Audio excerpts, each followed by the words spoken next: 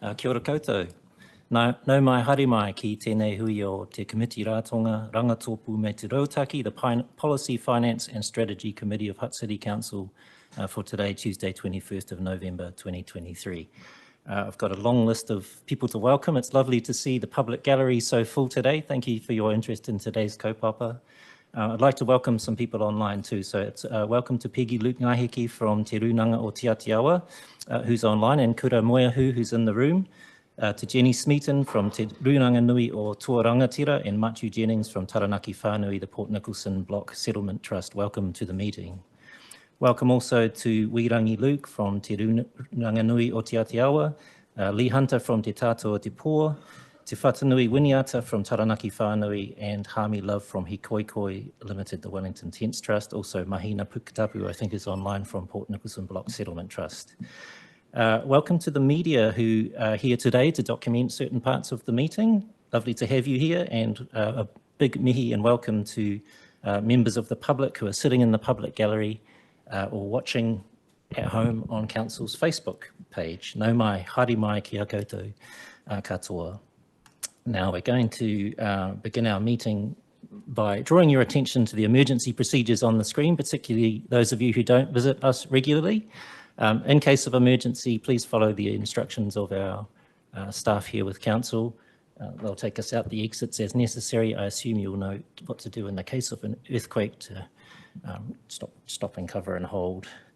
So up next, we're going to bring up our opening karakia on screen. And for everybody in the room who knows this one, I welcome you to join us and fill the room with our karakia. Whakatake te hau ki te uru, whakatake te hau ki te tonga. Kia mā kina kina ki uta, kia mā tara tara ki tai. E hia ki ana te atakura, he tio, he huka, he hauhu, ti hei mauriora.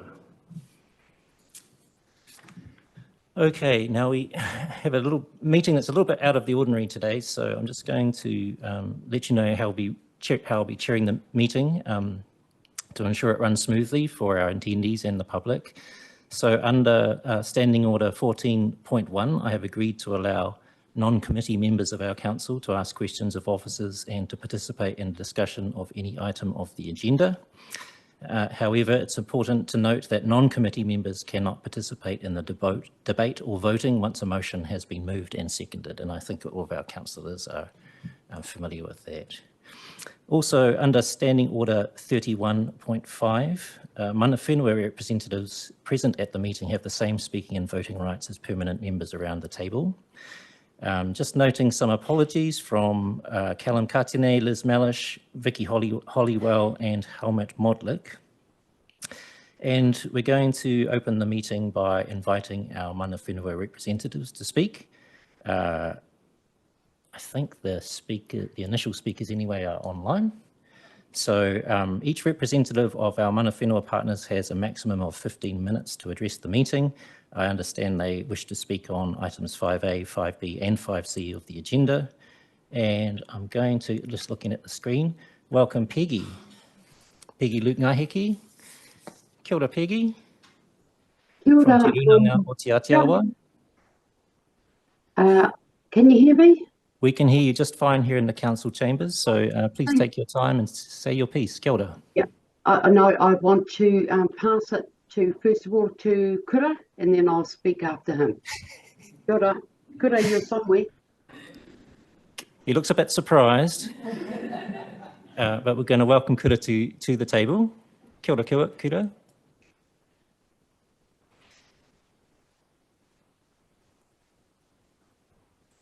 There's a button on the right-hand side there to speak, and you have 15 minutes. I think Peggy's got a few words to say as well, but welcome. Kia ora. Ara tuatahi mihi rawa tura ki te kaunihere ki a whakatupu rātura a tēnei uara I mo tātou. Tātou ngā mata kano I Māori ara mai ki te whakaronga tura, ki te whakauatea o tō tātou whakaroa pāna ki tēnei kaupapa I mu te aroara o tātou.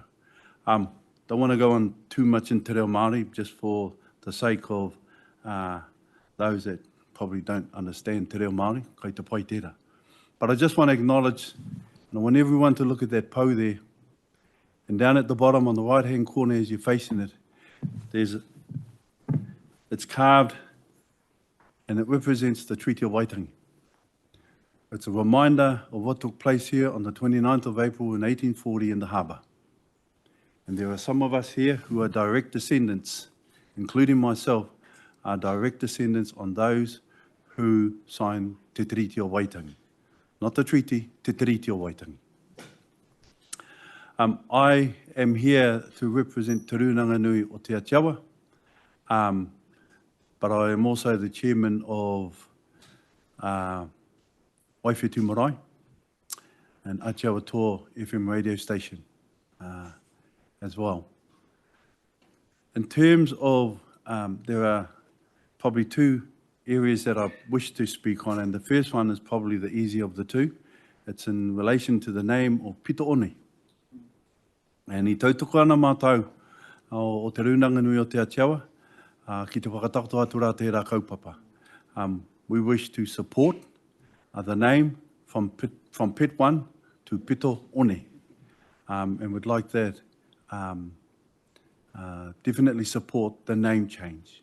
Because over the years, where there's names been given, they've been bastardised, they've been suppressed, and they've also been forgotten about, and particularly forgotten about. And when you look at the name Pitone, it actually doesn't give any specific meaning from a Te Ao Māori perspective. Pito One now starts to give, in terms of our interpretation, that it is the centre of the beach there. And so, as firstly, we support for the name change from Pit 1 to Pito One. Secondly, is the other point is the discussion that I'm sure many of us are here, is the establishment of a Māori ward. As late of last Thursday, last week, we saw what happened with the Ministry of Foreign Affairs and Trade, where they decided to take it upon themselves to drop our Māori names. And I want to come back to, in 1840, there was an agreement signed between two parties. And those parties, I believe, their intentions were honourable to one another. Over the period of time, and I talk not only for myself, and I'm sure many whānau here, I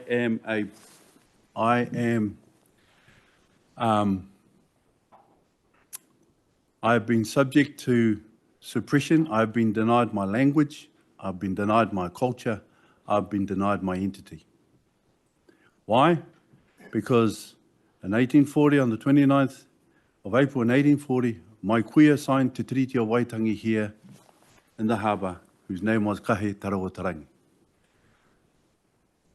Some 17 years later, or 12 years later, between 12 to 17 years later, legislation was introduced, or policy was introduced, where the delivery of education would be taught in English. From that point on, my great-great-grandmother, my great-grandmother, my grandmother, my mother and their siblings have been subject over to 125 years worth of trauma. Trauma for speaking who we are, and trauma for being denied of our iwi location. The importance of a mana whenua, of a Māori award. I'd like to see a mana whenua award eventually, and I'd like to put that out there also. The Māori award is just one of where we are trying to move forward in terms of working collaboratively. Over the last 183 years, we have been denied by a system that has not been conducive for mana whenua. We have, our people were not asked, were not consulted when the establishment of wards were initially set up by the Lower Hutt Borough Council, etc., etc. There was no participation of our people to participate in agreeing to that. It was forced. And here we come to a situation where now we have an opportunity to participate, to appoint, to support who's going to stand for the Māori wards, and we as iwi will support that person. But at the same time we support the Māori wards, do not forget the voice of mana whenua.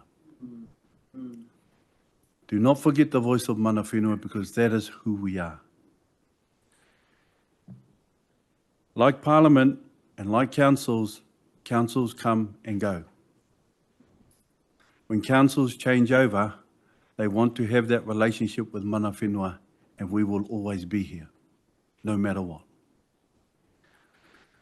As a runanga and as a descendant of, I know of a signatory of the Treaty of Waitangi, I have an obligation to uphold what my tupuna kuia signed on that day. I have an obligation to exercise my rights under Tino Rangatiratanga, but I also have a right to work collaboratively with Council, not to work towards, or to work towards co-governance through achieving he mana orite. We will get to a stage where both Council and mana whenua and Māori can agree on policies, can agree on ture, can agree on tikanga to move us forward. I'd like to reiterate a presentation at a kōrero on Tūranga Waiwai Marae this year at the coronation of King Tūheitia, where Rahui Papa rose to speak to the members of Parliament. The days of doing it by Māori for Māori are over. The day has arrived where it is by Māori for the nation. And we here, as Māori, stand here as a united front, ahakoa, no matter from which iwi we are from. Te Atiawa, Taranaki whānui have an obligation, and it lives within the manifestation of my tupuna whare arohanui ki te tangata. Arohanui ki te tangata is not just specifically for Māori or for Te Atiawa Taranaki whānui. It is for all Māori, but it is for everyone. Finally, when I look to the future of local government, and here's the question I would like to put to Council. Are you ready for the Kohanga Reo nation? Are you really ready for the Kohanga Reo nation? Because they are sitting right behind me. They are in key positions. We are now taking places as members of Parliament.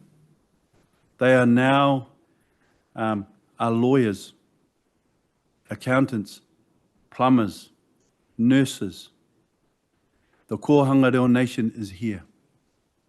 And if I could remind, the concept and idea of the Kohanga Reo nation came out of our whare arohanui ki te tangata. I stand here, like many of us, in the shadows of giants. And one of them is missing today.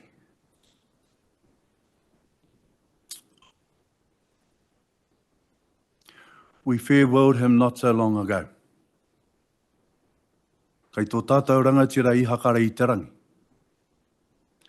I know that if he was alive, he would be here, not me. So I stand in his legacy.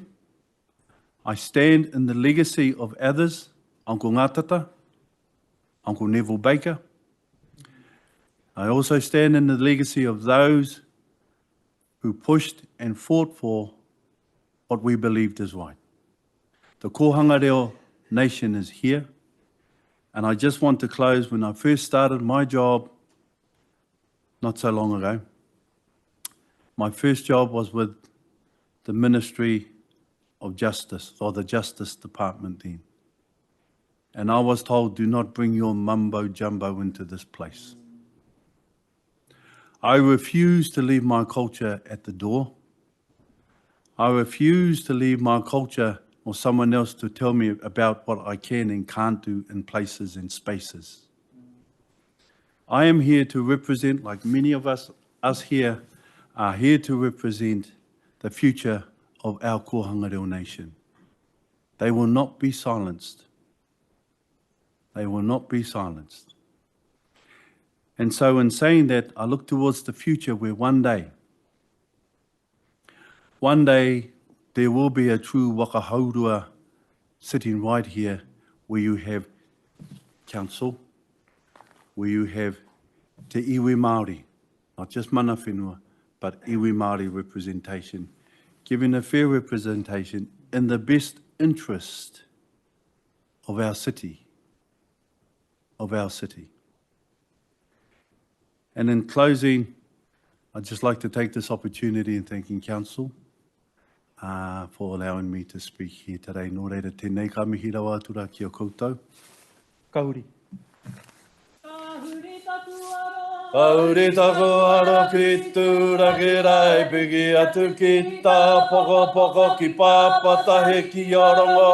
Ka harere te kāhui maunga ki puke atua ki te wakapuare. O te kai ahu mai te waimanga i rua tupua. Rua tāwito ka puta ko te aratu. Tupu oro nuku tupu oro rangi rere atu ki uta ki re mutaka ki tararua eke hoki. Raho ki pōkai mangu mangu waka wite atu ki pipini. A te tira ki te re murapa ki tā te kātu ki tūraki rai ko te mananu. Papa e hora nei e te tia nei taku raukura i te when. Ko te atia wanorunga i te rangi tarana ki whan. Haruru piki papa e tau nei ara. Iaha, haiaha, haiahara. Iaha, haiaha, haiahara. Ara e. And just in closing, the particular part here talks about the boundaries of Te Atiawa Taranaki Whānui. To the east from Tūrakirai, to our maunga, Puke Atua, to inclusive of the harbour, up to the Mutaka Tararua, coming down the west coast of our river, Te Awakairangi, to Pōkai Mangu Mangu, ki Pareraho, crossing over to Pipinui, back to Te Rimurapa, and back to Tūrakirai. Confirming te kahu o te raukura, we pierce and place our raukura, the symbolism of peace, into the ground to remind you of this, that Te Atiawa is still here, Taranaki Whānui is still here. Tēnā koutou, kia ora tātou katoa. Kia ora kura. Peggy, you're still online. Did you have anything you'd like to add? Kia ora, Mr. Chairman. Tēnā koe kura. No, I will pass it to Jenny. Thank you, Mr. Chair. Thank you. Yes, we'll pass over to Jenny Smeaton, who's joining us online as well from Te Runanganui o tō Rangatira. Kia ora, Jenny. You also have 15 minutes to speak. Oh, kia ora. I won't require that amount of time, but nei rā tamahi atu ki a koutou, e tēnei ahi ahi. Kia ora, Mr. Chair, Peggy, for passing it over to me. Appreciate that. But nei rā tamahi atu ki a koe, Andy, mō tō mahi e tēnei ahi ahi. E te rangatira a kura, mō tō kōrero, he tino pai tō kōrero. Kei te timatoa tātou nei kōrero e tēnei ahi ahi. Yeah, just on the 3 points. So thank you all for having us today. Sorry I sound the way that I do. I have bronchitis. But just to tidy some of the points up and the position of Ngāti Toa within this kōrero, it was really important that we were able to come and present today and share with all those present our position, and also to tautoko the kōrero that could have shared this afternoon. I'll run through the points as well and start with the change of name from Petone or Petone to Petone. Absolutely support this.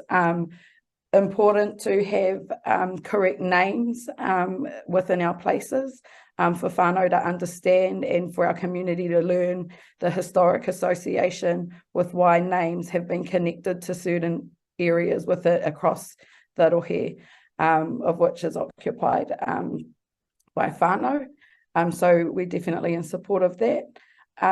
In regards to the Māori seats, Ngāti Toa has always established has championed the establishment of Māori seats within local government. And this is something that goes back many years when discussions first started, I guess, in the chambers of Wellington Regional Council, of which we sent strong letters of support to a number of councils with the establishment of Māori seats.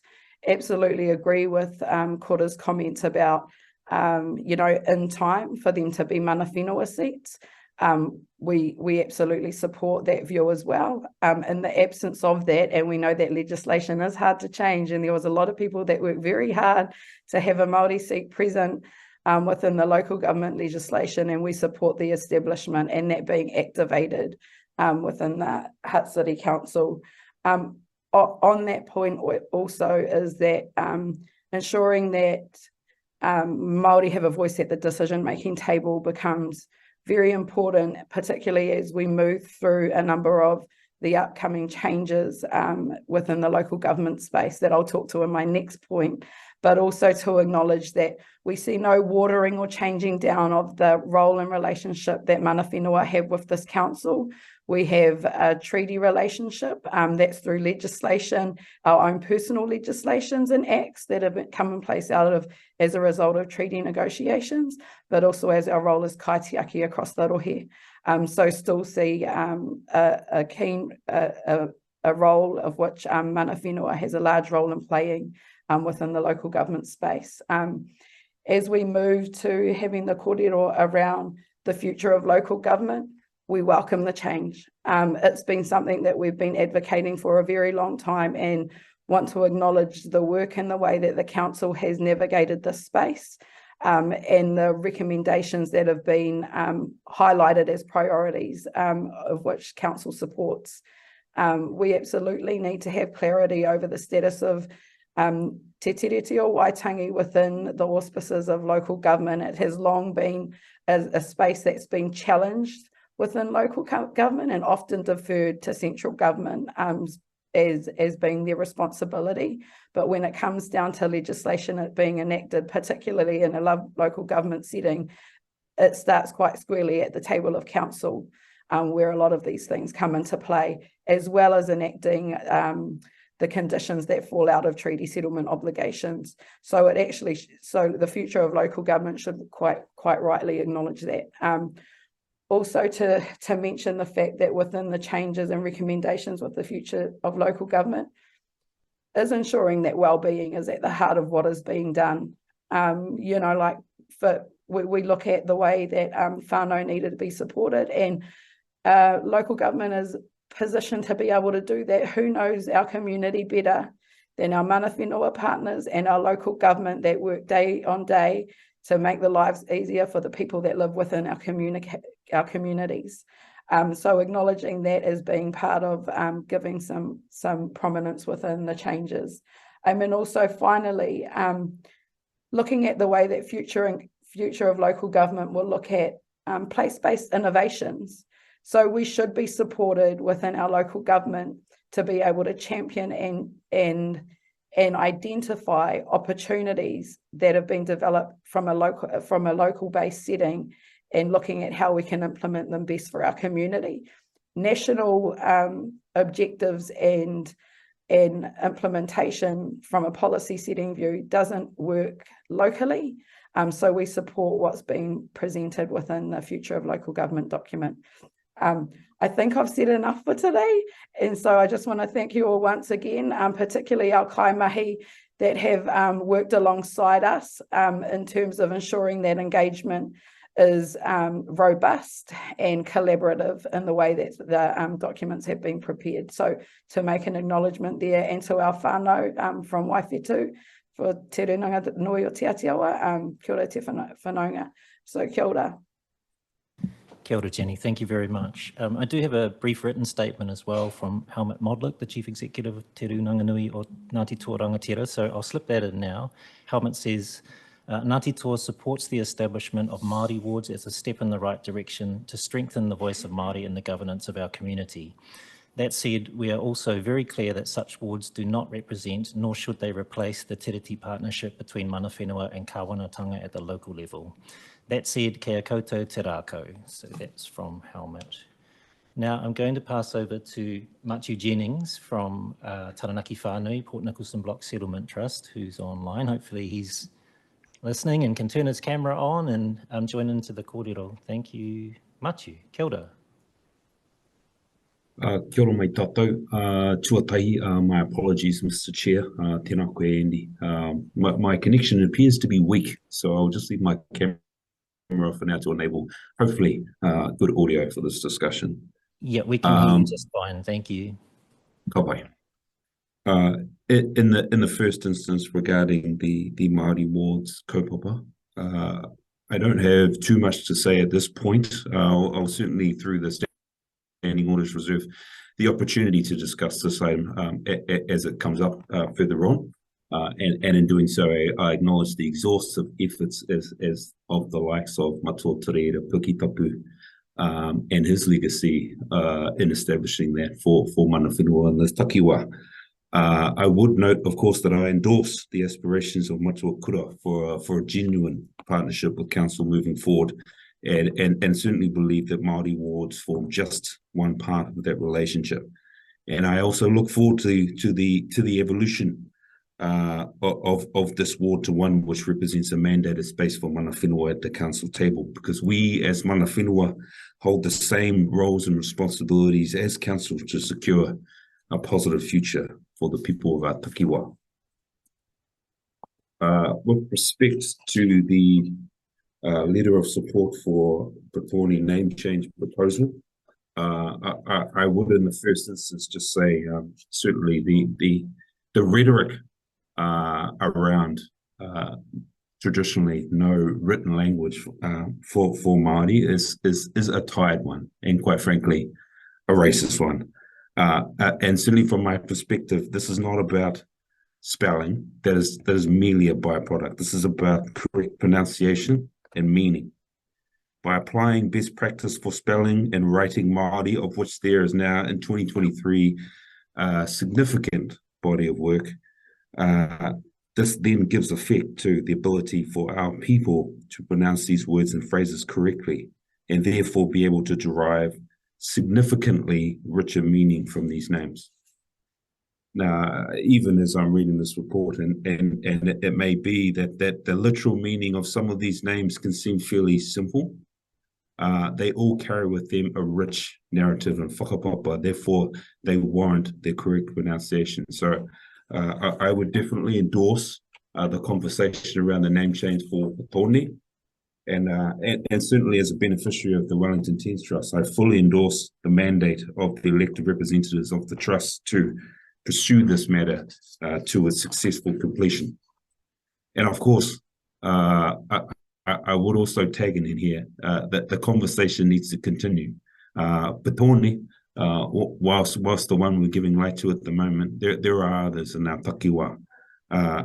Certainly Moira, Pōmare and Taita all warrant macrons or toito, and there is probably a more in-depth conversation needed for Epuni and Nainai to give again correct pronunciation and significantly richer meanings of these places for the descendants of this takiwa, or the descendants of mana whenua, but also all visitors to this place and space, so they too can gain a much richer and deeper understanding of our takiwa.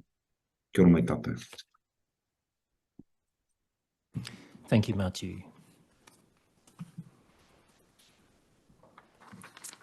Okay, now moving through our agenda to item number 2, which is apologies. I've received no apologies, and we have all of the members of the committee present today. And the next item on the agenda then is public comment.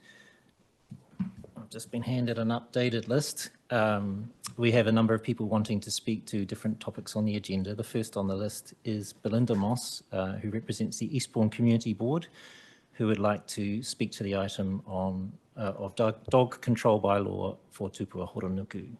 Welcome, Belinda. And in this part of public comments, just for everyone's information, we have 3 minutes per speaker. Speakers are welcome to leave time within that 3 minutes for questions from our members. Kia ora, Belinda.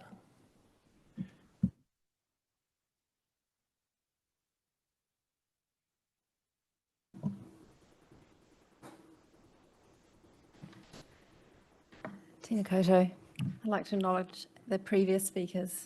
I'd like to be half as articulate and persuasive today. I'm speaking on behalf of the Eastbourne Community Board to item 6 on the agenda, as you've said, the report about dog control bylaws associated with the Te Pua Horonuku project in Eastbourne. You are being asked to endorse a recommendation for a comprehensive consultation for the proposed dog control changes in areas that are close to the planned bird protection areas. However, this isn't an issue about dogs. It's an issue about poor planning and no consultation for the planned bird protection areas. For example, the new H.W. Short bird protection area was placed in the middle of a popular dog exercise area by regional council planners who had no idea there was a dog exercise area there. The proposed Bishops Park bird protection area will reduce beach access for residents, visitors and regular sporting events, with a fence and planting potentially changing the sea views from many homes. The proposed changes to the dog bylaws in these two areas will do little to ensure we don't see another little blue penguin death by a dog attack like the one in July, unless there is an expensive increase in enforcement. The agenda report is correct when it states Te Pua Horonuku engagement was extensive, but the focus was on the path, not bird protection areas south of the park. The report is also correct that the impacts of these changes were not widely consulted among the community. The proposed bird protection area for Wherau Reserve has nearly doubled in size in the last month or so, again with no consultation, and importantly, no equivalent reduction in area for the H.W. Short and Bishops Park bird protection areas. We're pleased to hear that a new area away from residential buildings near Port Road is being investigated, but again it appears to come with no reduction in the areas proposed for H.W. Short and Bishops Parks. The legal advice in the report that this dog bylaw consultation will attract strong interest is correct. Feedback from residents is likely to be highly critical of the process that has brought about this situation and is likely to bring reputational risk. Residents are organising themselves to oppose the bird protection areas. I quote from one of these groups, "There will be an uproar if the Bishops Park bird protection area goes ahead." The Eastbourne Community Board wants to see the project team and Regional Council press pause on the bird protection areas, especially H.W. Short and Bishops Park. There is time before next year's nesting season to review the consent conditions and find alternative ways to achieve them away from residential areas. We understand suitable areas have been identified south of Burdens Gate, away from homes and dogs off lead. These would have minimal impact on residents and would be a much safer habitat for the birds we all want to protect. We strongly recommend this committee postpones its decision today in favour of a robust review of the proposed bird protection areas, especially those at H.W. Short Park and Bishops Park. Thank you. Thank you, Belinda, and we'll ask officers to address your points later in the meeting. Thank you. I'll put my speaking list up next. We have John Terrace, who would like to speak to Māori Ward's engagement and next steps. Kia ora, John. It's the button on the right-hand side of the speaker there to begin, and you have 3 minutes to speak. Kia ora. Ina mana, ina reo, ina iwi o te motu, rao rangatira mā. Tēnā koutou, tēnā tātou katoa. Grateful for the opportunity to be here and to hear the things that have gone before. Very moved by what I heard from Kura Moriahu about what we were doing or proposing to do, and very much in favour of the things that he has already promoted so eloquently. Democracy is a bit like a good car. You have to give it maintenance, yeah? And that means tweaking it from time to time, making sure that it's still fit for purpose. And extending that simile, we're all on a journey of sorts. We're all in a car together, and we need to kind of behave appropriately, as you do when there's people breathing down your neck, as people are today. But it does seem to me, on a serious note, that as time elapses, circumstances change. And, so we have to keep up with the times. There was a time when I was the mayor, a long time ago now, but I mean, in those times, we struggled with the whole question of how we would get Maori representation on the council. Nobody ever thought of Maori wards back then, but what we used to do, and we had a vehicle for doing so, was we had people elected at large and people elected by wards. And into the group of people who were standing at large, we were able to put people who subsequently went on to have very effective careers in within these four walls. I'm thinking of people like Terry Puketapu, who was the deputy mayor for a number of years and whom I worked with very collegially and with a great deal of pleasure. So it's time to get under the bonnet again, is what I'm saying, really, and to do some running repairs. In national elections, we've seen the emergence of Te Pāti Māori, which is now a major force on our national political scene, and we need to get with the program a bit here. And a similar adjustment is underway in local government, because now we have a situation where about half of the total population of New Zealand is within local authority boundaries where they have already established Maori wards.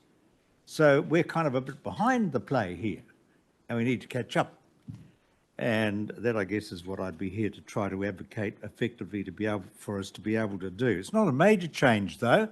This is not a big rebalance of power within the council. It merely provides that out of the 6 or however many wards that there is one ward, only one, that will give us, or the council, a specifically Te Māori voice. And that is our obligation as partners under the treaty. From the point of view of the bicultural relationship, that can only do us all good. I'm like the rest of us here. I'm on a journey too. And 20 years ago, I probably wouldn't have been able to make a speech like this. But here I am. So you'll have to put up with me for a moment longer just to say that we need, as local leadership, to move people forward in unity, not in division. So let's not create race-based division within our local community here in Hutt City. Kia ora. Kia ora, John. Thank you. Thank you for your kōrero. Our next registered speaker is Bobby Bryan, also speaking on Māori wards. Kia ora, Bobby. Ka mihi kia. Kia koutou. Noa rangatuki ahau i Tairawhiti. Engari, ko wanya mata tuku kāinga anaine. Ngā mihi nui. Kura me te whānau Te Atiawa. Thank you for providing the korowai mana under which I live and under which I work. I'm here to talk in favour of the Māori wards. Mark Solomon once said that by the year 2050, 50% of our population will be brown. And of the 50% of our population that isn't brown, 50% will be retired. He then went on to say that if we do not get that brown part of the population fully functional, as a nation, we are in trouble. So it's vital for everyone to understand that initiatives that address equity issues are not just good for the group impacted by that inequity, but as a value for the whole of society. So what is inequity as it relates to Te Awa Kairangi? In the simplest terms, it is shown in our stats.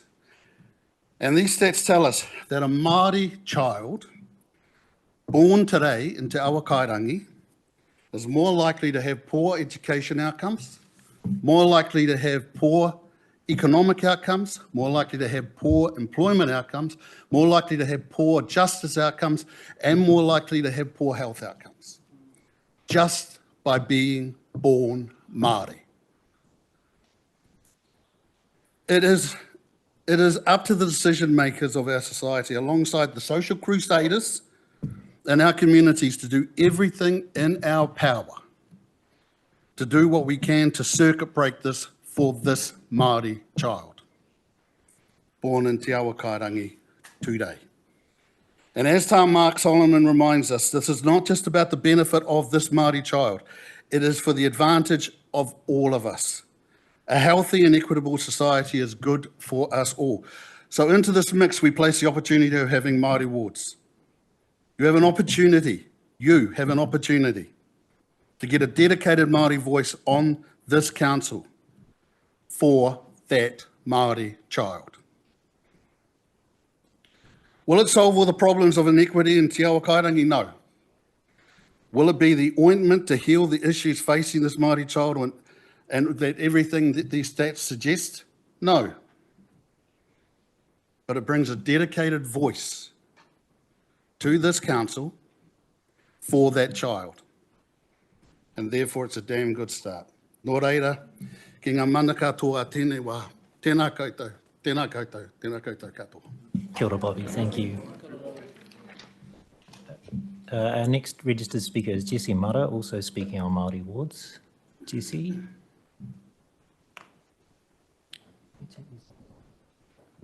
I think Jessie registered in advance. If Jessie's here, you're welcome to take the microphone. Kia ora. Kia ora tātou. My name is Jessie Mara. A little bit about my background in practice in legal chambers. Sorry, I'm not in practice. Was in chambers with a Queen's Counsel at the time. Spent the last decade or so researching constitutional issues, the conduct of parliamentary democracies in the Pacific, for example. And more recently, I had a stint at Justice. Where are we? And am not there at the moment, and I'm sure we can all read between those lines. Right. So the reason I'm here is yesterday I received in my inbox one of these, a Hobson's Pledge email. I'm sure I don't need to speak to the main points that we've already heard this morning, afternoon, but I wholeheartedly concur. Some of the issues that this raises for me is that it's demonstrative of a campaign that doesn't necessarily reflect either objective priorities and benefits or even consensus. But it does, however, contain elements of a good argument, and that's really what concerns me. We have left the door open for subversive opposition like this to undermine really progressive policies that are actually constitutionally requisite for us. This misinformation, I would call it, comes from a new media environment, which a lot of our electors at large don't have the capacity to critically evaluate. They weren't raised in that kind of environment. And so they are just wholesale subject to some, again in my submission, utter nonsense. Examples again are this, the Don Brash Crosby Texter playbook, Iwi Kiwi. And I think, speaking in jargon for a little bit, it's the concerns that we need to be addressing are something called Duverger's law, the polarization of politics, and how on each end of that spectrum we're losing political dimensionality. And so if you know what one opinion of a person is, you know what the rest of their opinions are, and that need not have any basis in reality. The conclusion I'm bringing myself to on that is, with respect, Your Worship, leadership is required. And if we take a lesson out of the Australian playbook, which we don't often do, in 1999, they had a referendum on becoming a republic, and the Australian National University did a post-analysis of that referendum to see where and how it fell. One of the main takeaway points for me was that there was a lack of a concerted public education campaign on key issues. So if we don't have leadership and we don't have a pervasive campaign of good, authoritative community building information, we're stuck at the first post. So although I would agree in some parts with this email, one, that there can be a perception that not enough consultation was undertaken, that perception is real whether or not the opinion is valid, right? So that's one area where we've fallen short, and that's our responsibility. And the other point that they make, which contains a little bit of a good basis, is that a Māori ward is not prima facie ipso facto democratic, but it is totally necessary. And so what I would put to the council today is that in 6 years' time, there's going to be another representation review, and I expect to see that councillors are back here with other proposals and measures to give effect to the treaty and our obligations under it so that we don't have to keep plastering the wound. Kia ora. Kia ora, Jesse, well spoken. Quentin Duthie, also speaking on Māori wards.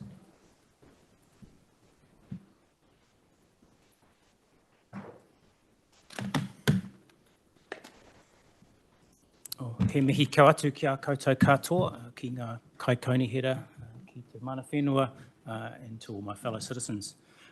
He kaikonihera o te Pane Matua Taiao ahau, ko Quentin Duthie tōku ingoa.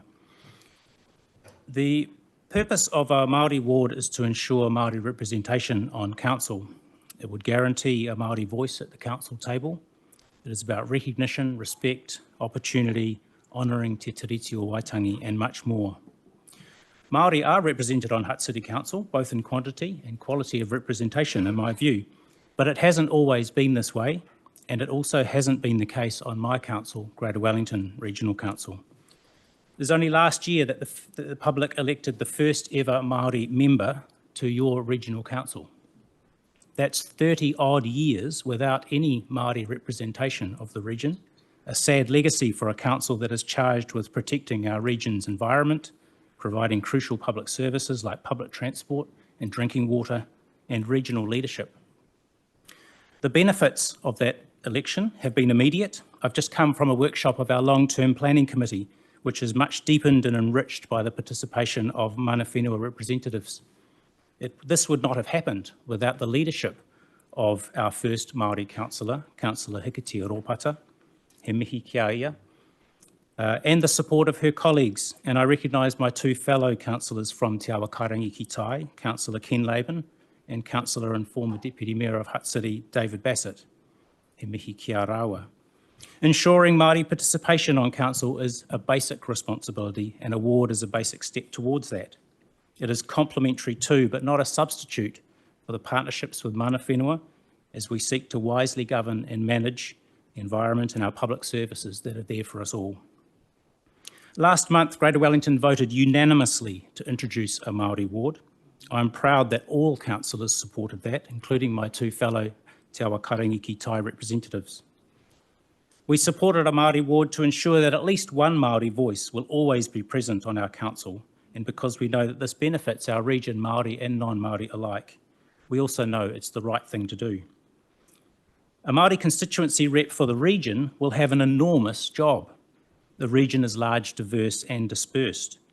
Councillors have already discussed at my council how we will work as a team to support that representative in future, because good governance for the region and for all requires the whole team to support Māori representatives. As a local, as a Pākehā, as your regional councillor, I commend the proposal before you, and I hope that you can make a strong statement today by voting unanimously for it. I also encourage you to consider how you will all support a future Māori ward representative to do their job well. Lastly, I support the correct spelling of Pito One, the very whenua that my tupuna first touched when they arrived in Aotearoa in 1840 under the manakitanga of Te Atiawa. Kia ora koutou. Kia ora. Wayne Parker. Kia ora, Wayne. Also speaking on Māori wards, you have 3 minutes, Wayne. Kia ora, welcome. Kia ora tātou. Mihi atu ki ngā mana whenua, kua tai mai nā i tēnei wā, tēnā koutou. Mihi atu tēnei kia koe, te mara tēnei kōmiti, me ngā mea mo te kōmiti hoki. Kia ora tātou katoa. Kia ora, my name's Wayne Parker. I was raised locally on Waifatu Road. My father was and both my mother were fluent speakers of the language, but never spoke in front of their children because they would only speak if they didn't want us to know what they were talking about. My father was a very wise man. He was the only Māori foreman of the Gear Meat Company, which is very historical in part of the city. And he always told me to look backwards before looking forward. So I'm going to reflect on my life. Going back to the starting of the Kōhanga Reo movement, 71. Now, we're very fortunate locally to have two kohanga reo start, which were officially the first in this area.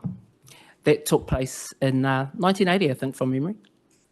Then, in 1987, after the fact, 16 years after the petition was taken for Te Reo Māori to Parliament in 71, 7 years after our first kohanga reo, Te Reo Māori was made official in New Zealand.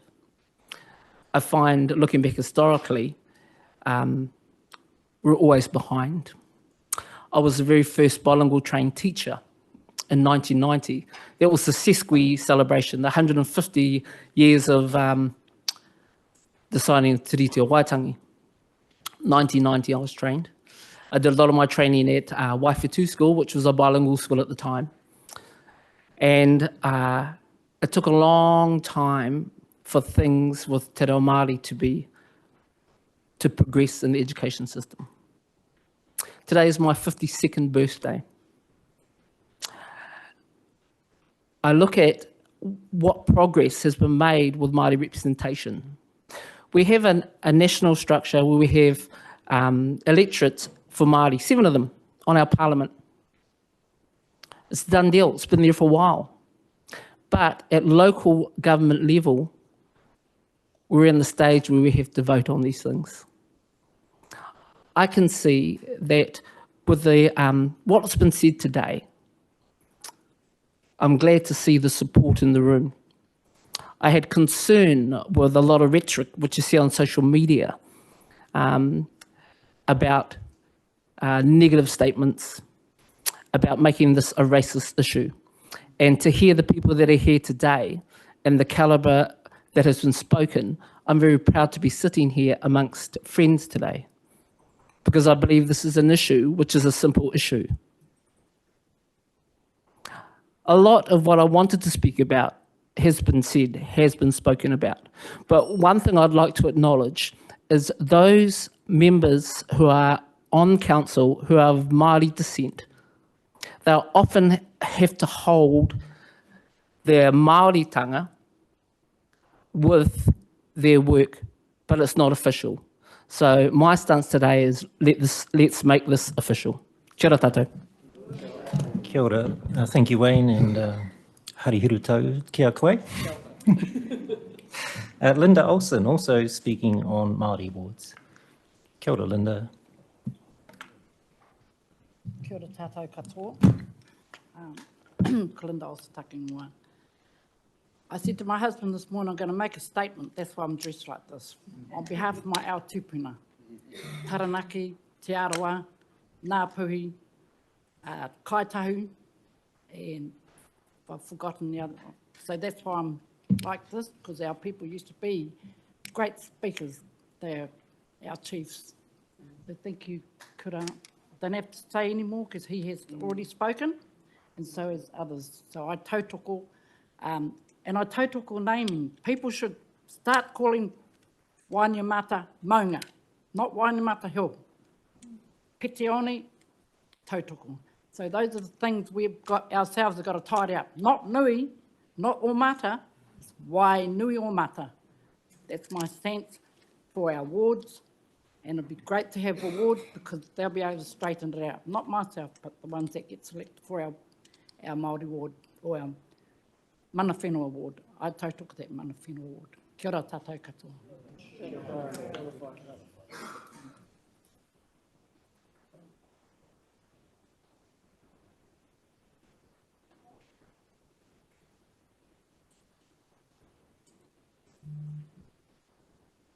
We do have more public comment to come, which means understanding orders. I have to move that public comment be extended until everyone's had a chance to speak. Can I have a seconder for that motion, please? Thank you, Councillor Parkin. I'll put the motion. All those in favour say aye.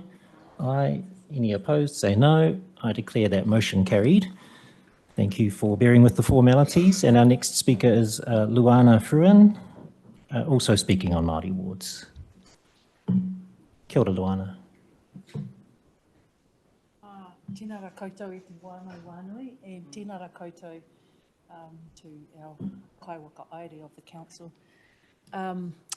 I actually came flying out here from Porirua, but I live in Wainui-o-Mata, and my family said that this was happening. I actually thought I missed it yesterday, so I'm really glad that I made it here, because this is really important.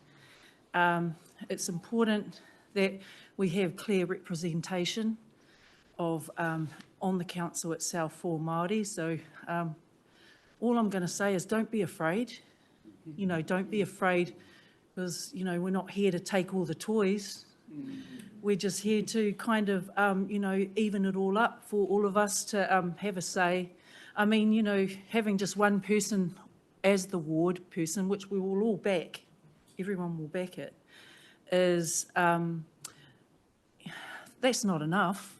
You know, like I've been around tables at meetings where, you know, if you vote, if you only have one Māori, then actually that's not going to be fair anyway.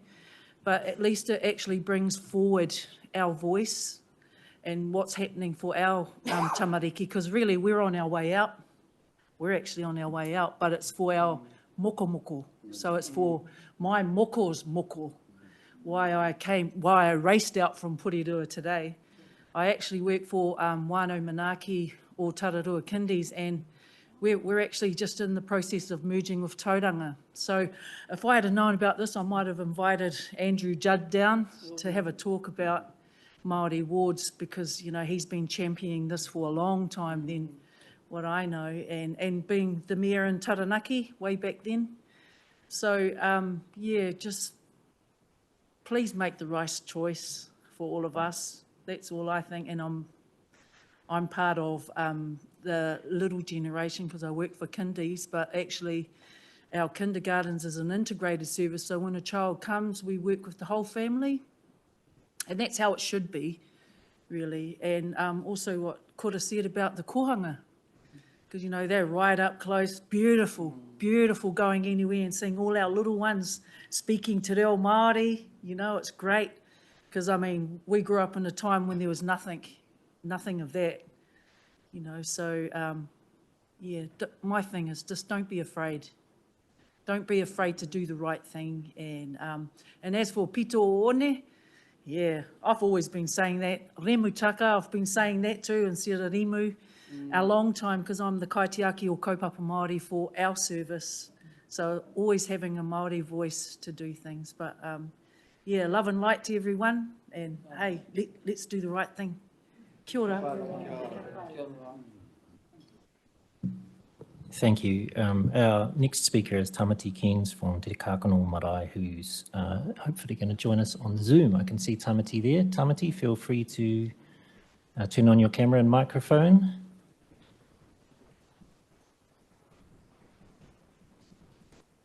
Are you there, Tamati?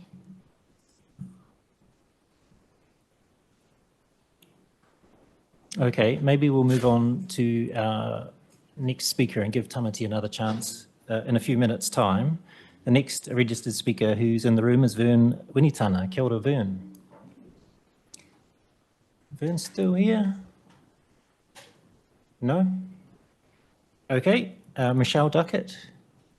Kia ora, Michelle. Okay. Thank you, Michelle. It looks like Tamati's managed to join us online, so we'll pass back over to Tamati on Zoom. Tamati, you have 3 minutes for your public comment. Kia ora. Kia ora tātou katoa. I te rangatira e kura, ko rua ko te whae, ka nui te mihi kia koutou o te atiawa, ka nui te mihi kia tātou. I have since moved away from Wellington and now live in Hawke's Bay.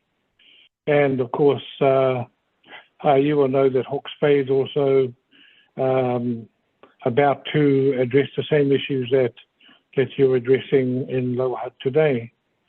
I have been fortunate to have been part of a community that has had the leadership of the mana whenua from the time I stepped into the community.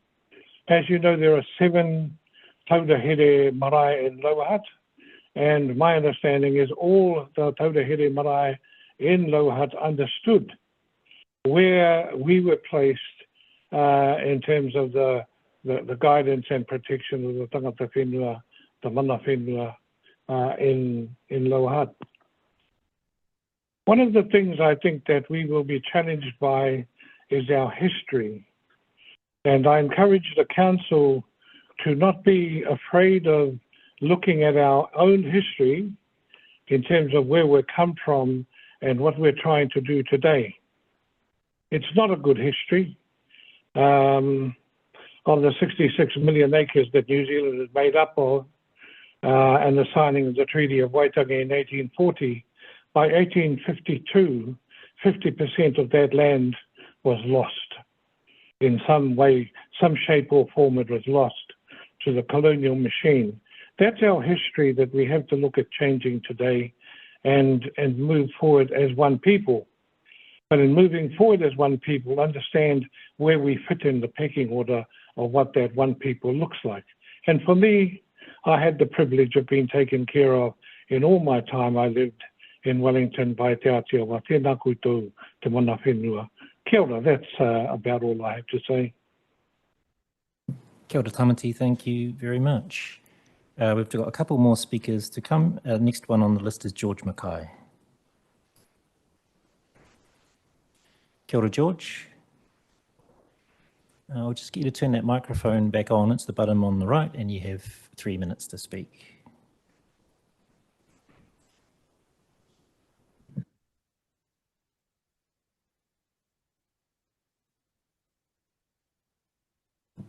I realise this is going to be an unpopular view from all the other speakers today, so I'd like to say thank you for that. Chris Hipkins recently said something, quoted something, apparently said in China as well, but he also said that, and that we have a relationship that's strong enough that where we do disagree, we share that openly with each other. So this statement, it is possibly different. So, but I mean, I feel that we have to disagree to agree on things. We can't just say yes to everything. And I've listened to things today and I am conflicted in this. So here we are, here we go. My comments today will be short. First, the consultation on the matter has been almost non-existent. We feel that to be, I know that to be true from what we've seen on social media, across Facebook. That's where young people like me are looking at things. So, you know, if I'm not seeing it elsewhere, it's a bit hard to follow. I just feel if the Māori ward was going to come about, that it should have been consulted a bit better. There should have been more going out. Speakers that we've heard today have said pretty powerful things, but the council hadn't almost come out and said that. So second, of much greater concern is the misleading information that has been provided to councillors and the public. I draw your attention to the FAQs, which are on your website. Let me quote from them exactly. Could the number of Māori wards and Māori ward councillors go up or down in future? Yes, it is possible for this to happen. Either the number of electors on the Māori roll would need to change quite significantly, or there would need to be an increase in the total number of councillors to be elected to the Hutt City Council. As you well know, the number of Māori wards that the city may or may not have is not determined by the number of Māori on the Māori roll. It is determined by a complicated formula in Schedule 1A of the Local Electoral Act, which uses census information, not enrolled voters. The information is plain wrong. Councillors and the public have been misled. The way that this formula works will result in a Māori ward with 7,100 enrolled voters. General ward will require about 12,000 voters to elect a councillor. This is undemocratic, and this council should not implement an agreement to arrangement so obviously undemocratic. Sorry. Each resident's vote should be worth the same. For these reasons, the process is so deficient that the matter should be left on the table for the 2025 election. There will be plenty of time to revisit this in the future and for council to perform a lot better. Third, Māori are well represented at council. 4 existing councillors are of Māori descent. I almost feel, when reading this out, why haven't the 4 councillors of Māori descent been able to express themselves further? it's sad, you know. It's your culture, it's our culture, it's what we believe in. So I'm a bit perplexed about that. I conclude by saying that each of you elected, you as elected representatives of the citizens of Lower Hutt, given the points I've raised, if you vote for a Māori ward today, you will make the oath you swore. So it's to the people, so the whole people. A gentleman said just before about a young kid being born in Te Awa Kairangi. I have young daughters that are born here. I want them to have the same rights as anyone else that is born in Te Awa Kairangi. I thought when I was young that Kiwis meant Māori and Pākehā. There was unity between us. I'm friends with Māori people. I've got cousins that are Māori people. I'm not against Māori people. I just want the country to be unified. So, yeah, thank you. Could that possibly be printed out to the councillors as well, if that happens? Just so you have copies of it. Cool. Cheers. Got it. Thank you. Thank you, George. And our final speaker is Huia Puketapu. Kia ora, Huia.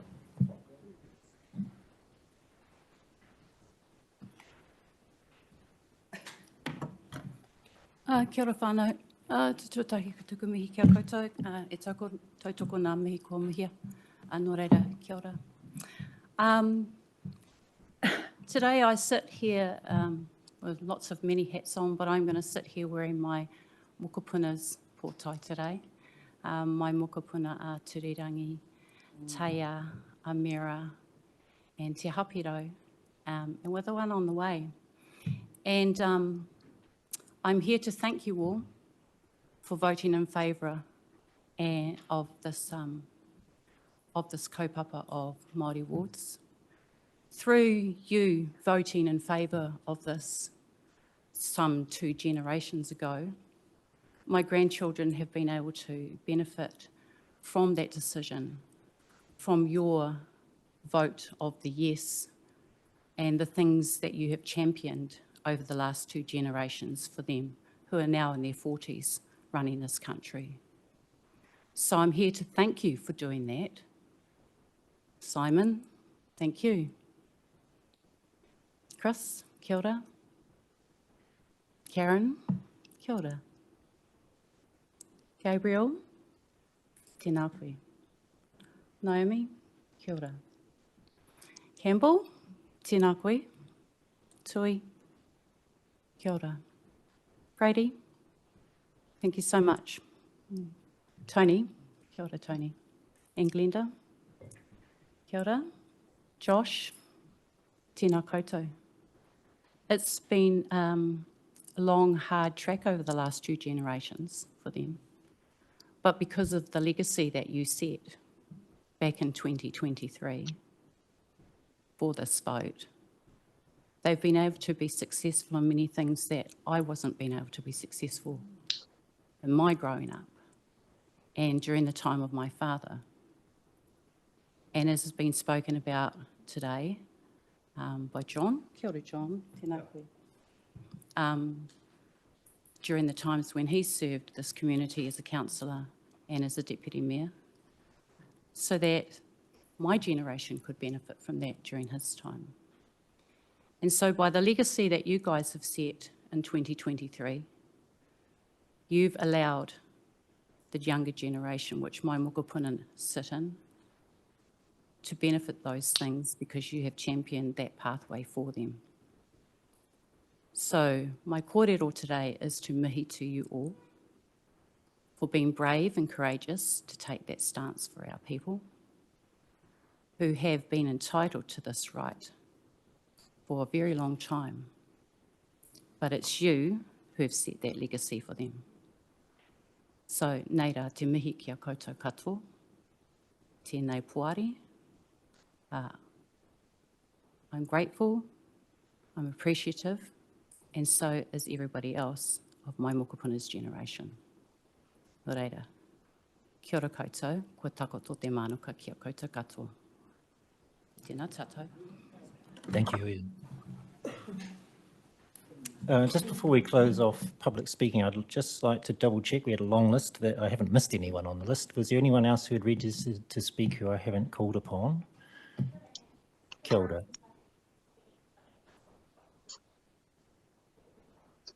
Yeah, feel free to join us. Kia ora, Lani. And I'm not sure if Vern Winitana, he was here and then he wasn't here. If he's back, he's welcome to speak as well, but I think he may have left. So feel free, Lani, 3 minutes to address the room. Thank you very much. Kia ora I te whare, tēnei te mihi kia tātou, te whānau puke tapu, te atiawa Ngāti Toa. Ko Lani Rotapurua tōku ingoa, huri no nai tūhoi. I'm here with Rata Ranatahi, representing Rata Ranatahi. Hands up. Can we do names and where you live? Are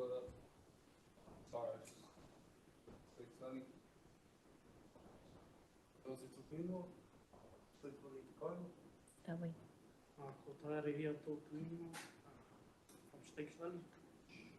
I'm Nirvana, I'm also from State.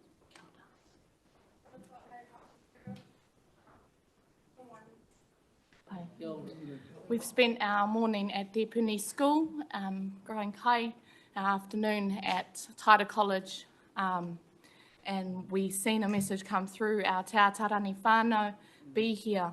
The idea of Mr. Hobson Pledge having any say about what happens in our town is not okay. So that's why we're here. I piled more ranatahi than I should have in my car, and they were more than they wanted to be here.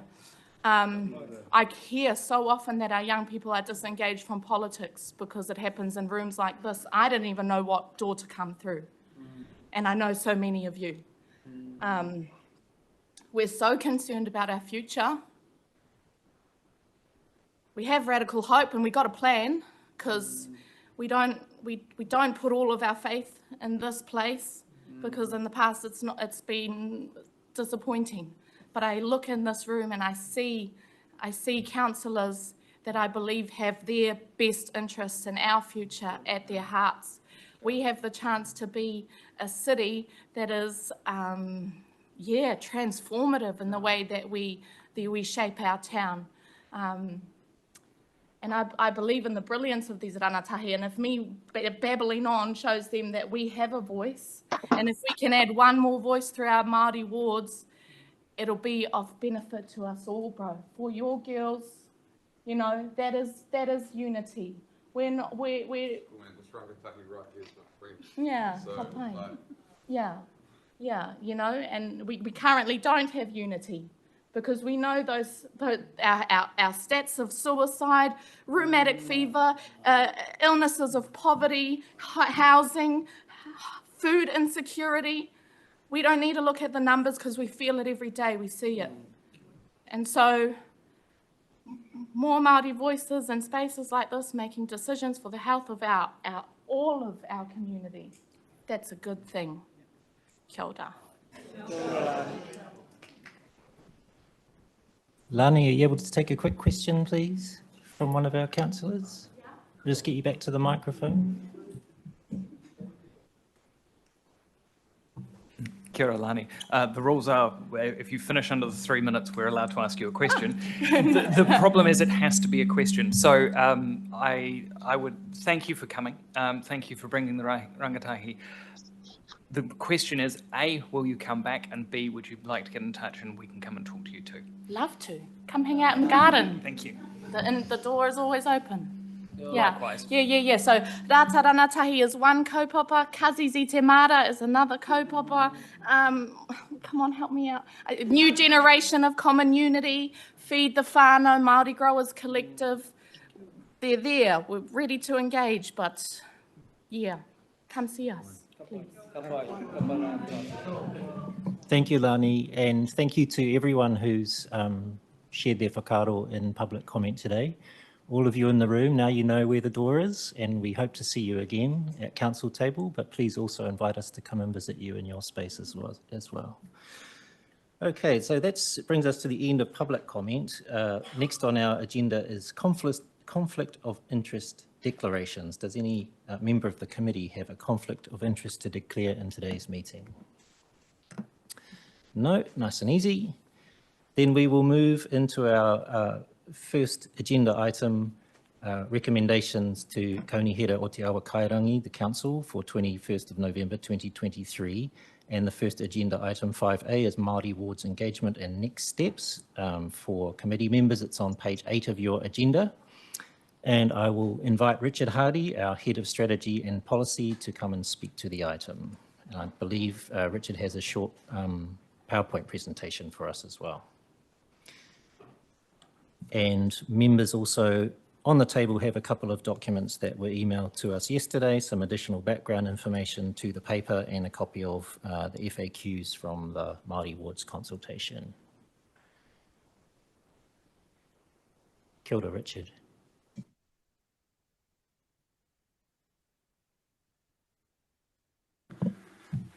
Kia ora. Thank you, Mr. Chair. We'll just get the technology working here.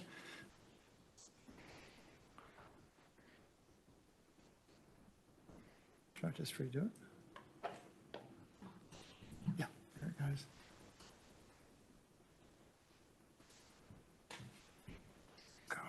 Excellent. Thank you.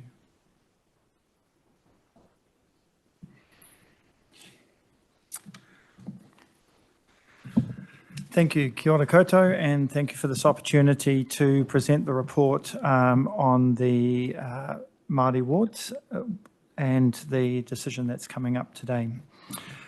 In May 2023, I briefed you on the representation review. This was the initial briefing on the process that we are following to undertake our review, and this included a discussion on Māori Wards and our proposed approach to engagement.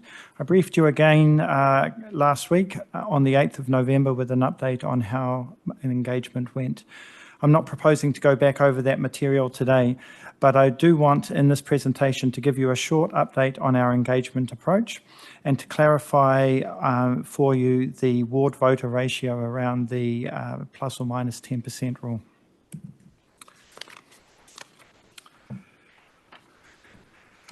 So first, just a reminder that under the Local Government Act, Council must undertake a representation review at least every 6 years, and in that process may resolve whether to have Māori wards 2 years before the next triennial election. So that is by 23rd of November 2023. By way of update, when I briefed you on the 8th of November, Wellington City Council, Porirua, Greater Wellington Regional Council and Upper Hutt City Council had all agreed to establish Māori wards. On the 14th of November, Kapiti Coast District Council also decided to establish a Māori ward. So that's the context in which we are working today. In terms of our approach to engagement, this is just a short overview of our approach to engagement, for there has been some discussion around whether or not there was sufficient engagement undertaken. As noted by some of the speakers, it was important that we provided information not just to seek feedback from people in Te Awa Kairangi around the establishment of Māori wards, but also to provide information to help educate and inform people on this process. The process of engagement was set out in an engagement plan for Māori consultation, and our approach was twofold. First, we wanted to have in-person engagement through 3 public hui, to work through the options and issues in a collaborative way and to share the feedback through council. We have included this information in the handout that you have. We also provided an online forum and survey for discussion and questions for those who are unable to attend in person. What I want to note is that the online engagement for Māori wards was opened on the 17th of August 2023. It was due to close on 10th of September, but we chose to extend it to the 17th of December because we knew that we wanted opportunity for people to engage, and a longer period of time would be good. We also undertook engagement with mana whenua and invited them to participate in the public hui, which they came to. We also have had discussions with our mana whenua partners at the quarterly huis on the 4th and 26th of October. There has also been an opportunity for mana whenua to attend council's briefings, including the one on the 8th of November and at this meeting today, at which people have already spoken. Our engagement approach was one that took on multiple platforms. We had 3 publicly advertised hui. The first one was at Hikoikoi Kaumatua Ropu hui, then at Waiwhetu Marae. After that, we'd originally planned to just have the 2 hui, but after that we included a third one because of the interest and feedback that we'd received from the first 2, and we recognised that we wanted to make it more accessible for people in the northern part of the city. So we held a hui at the Nainai community space. We advertised the opportunity for community to have their say through multiple social media posts, and we also included announcements in the Hut News and posters in our Hut libraries. And I've got an example of the Hut News advertorial from 17th of August there for you to consider. Our Kōrero Mai page provided information to educate our community on the process and the opportunity to discuss whether establishing a Māori ward was something they wanted to consider, as well as the chance to share their thoughts. And we included our frequently asked questions and then a tool to allow the community to submit additional questions that we could answer publicly. A forum tool was used for the community to share their views and make comments on the prospect of establishing Māori ward. And finally, we set up a quick poll to give us an indication of public sentiment. In terms of ward voter ratios, and there's been quite a bit said about this, and we have discussed this, but I think it's important that we just clarify before we go into discussion, or before you go into discussion, just how this works. So under the Local Electoral Act, each council is required to ensure that the total number of voters in each ward produces a variance of no more than plus or minus 10%. It's designed to ensure that each general ward councillor represents a similar number of people. For general ward seats, and as you know, we currently have 6, this is calculated from something called the general electoral population. So that is a collection of the entire group of people who are available to put their name, to be considered to vote on the roll. In Lower Hutt, the general electoral population is 101,300 people. Now, what I'd like to point out at this point is that the plus or minus 10% rule is a rule, but there are exceptions to that, and it doesn't necessarily hold that all wards will be within that range. Wellington, for example, on their determination for ward seats, has a number of wards, and some of them are plus or minus 12 to 15%. So there are exceptions to this. It doesn't hold true that everything has to be under, but you have to apply to the local government, or when the Local Government Commission considers this, they will consider whether there is reasonable grounds for greater or lesser than the plus or minus 10%. Now, the figure figures used for calculating the number of Māori ward members is based on the Māori electoral population, which is 12,700 people. The formula for this calculation, as George Mackay pointed out, is found in Schedule 1A of the Local Government Act. In terms of the process, though, it's important to note that the calculations for those general Māori wards, general wards and Māori wards, they are separate calculation. And for Māori wards, the plus or minus 10% rule only applies if there are 2 or more Māori wards in the city. And this is again in Schedule 1A, Clause 6. If council decides to establish a Māori ward, voters on the Māori electoral roll will be eligible to vote for the Māori ward and for the at-large seats. Now, this is where I do have to pick up on something that George Mackay noted, and to just acknowledge that we have been alerted to an error in the question and answer summary that's in the attachment to your committee report. One of the questions was how many people are on the Māori roll, and the answer given was 12,000. This was incorrect. According to the latest Statistics New Zealand data, the Māori electoral roll in Lower Hutt is 7,111. The 12,000 figure was the number of people identified in the Māori electoral population. Now, this mistake is not material to the decision on Māori wards, but I apologise for any confusion that this may have caused. If the council decides to establish a Māori ward, then the calculation for the number of Māori wards currently comes out as 1 Māori ward member. If there are 2 or more Māori ward members, then a similar, as I noted before, a similar plus or minus 10% calculation will apply in respect to Māori wards. But again, it uses the Māori electoral population data that is outlined in Schedule 1 of the Act. And I'm open to any questions. Thank you, Richard. Does any councillor have any questions of Richard?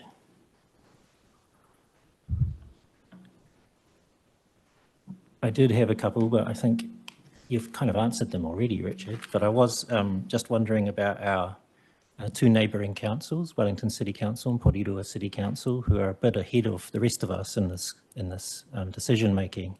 They actually introduced Māori wards ahead of the last election, and they also have a ward structure. It was suggested that introducing a Māori ward might interfere with our existing ward structure. What was their experience through the Local Government Commission of getting a Māori ward added to their existing structure? Thank you, Mr. Chair. So yes, and through the determination, we can see that, as I mentioned earlier, the plus or minus 10% rule applies to the general wards. Because there is only one ward, Māori ward in Wellington and one in Porirua, the deviation or the plus or minus 10% deviation does not actually apply in that case. Thank you. Catherine, I can't actually see everyone online at the moment, but I'm just going to ask somebody to unshare that screen. Oh, thank you, Richard.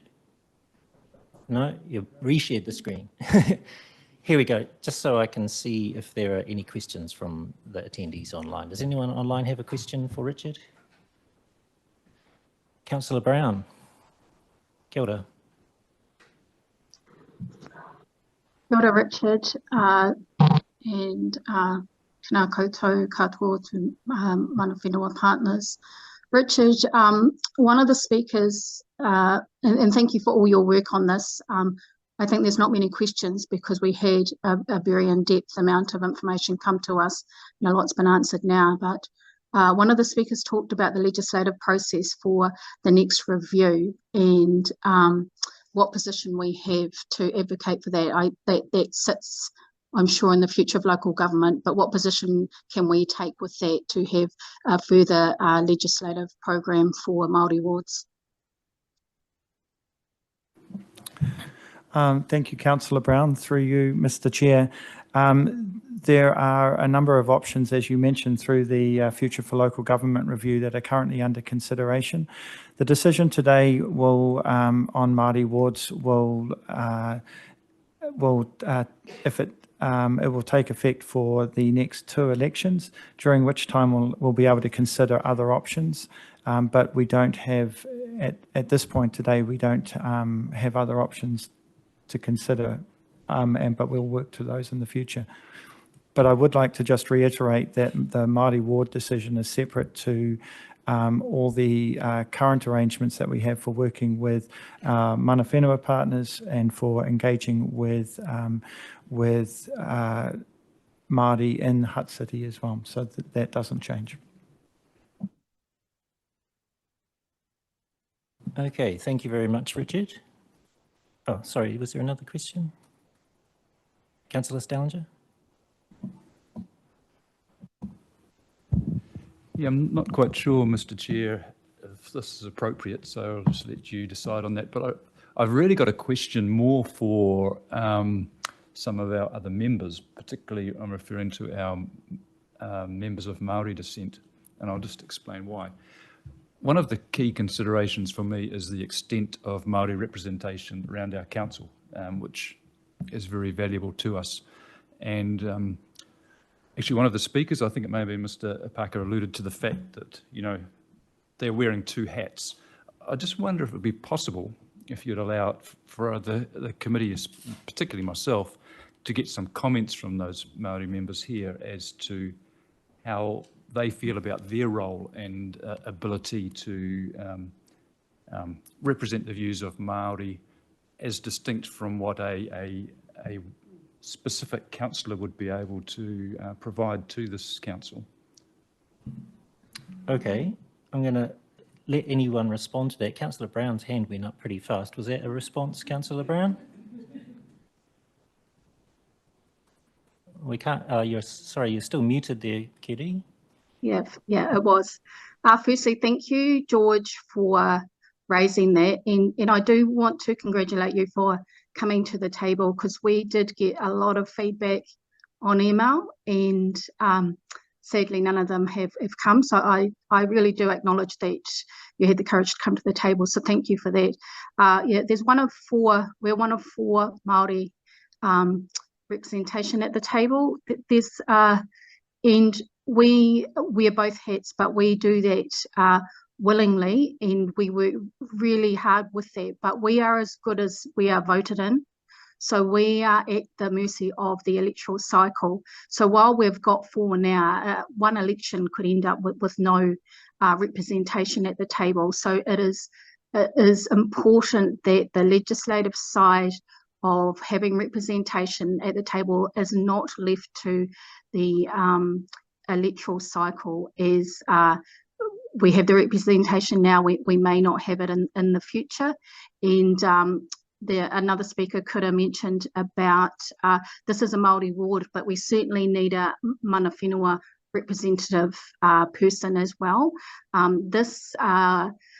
The policy rules around the Māori ward, it doesn't allow for mana whenua exclusively, which we really need that representation of. All 4 of us are non-mana whenua. So we are working really hard, and we're working on wellbeing, the environment and the water, and it's very dear to us as a collective because we work collectively.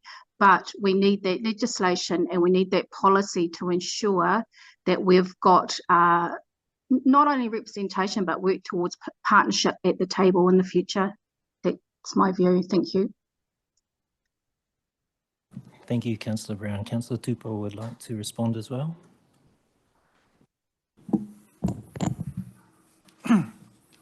E te tiamana Andy Mitchell raua ko a tātou koramatua Campbell, kei te mihi ki a korua. Te mauri o te rohi nei o tira, ara ko te atiawa ki te awa kairangi kei te mihi, kei te mihi. Rātau mā Ngāti Tōrangatira, kei te mihi kia koutou. Just in response to Councillor Stellinger, is that yes, there are 4 of us around the table that whakapapa Māori, and we have different mandates. So Councillor Brown, who spoke previously, has the mandate of the Wainyamata ward. I hold a mandate of the council of the city at large, and so I have a responsibility to represent all people within Te Awa Karangi Lower Hutt. Today is about supporting a democratic framework that aligns with Parliament, our central arrangement for central government, governance, as well as our cousin councils around the region. And so we are the last council in Te Upoko Tika, Greater Wellington, to make this decision. So it's been 156 years since the Māori electorates were established for Parliament. And so we are playing catch up at the local government level.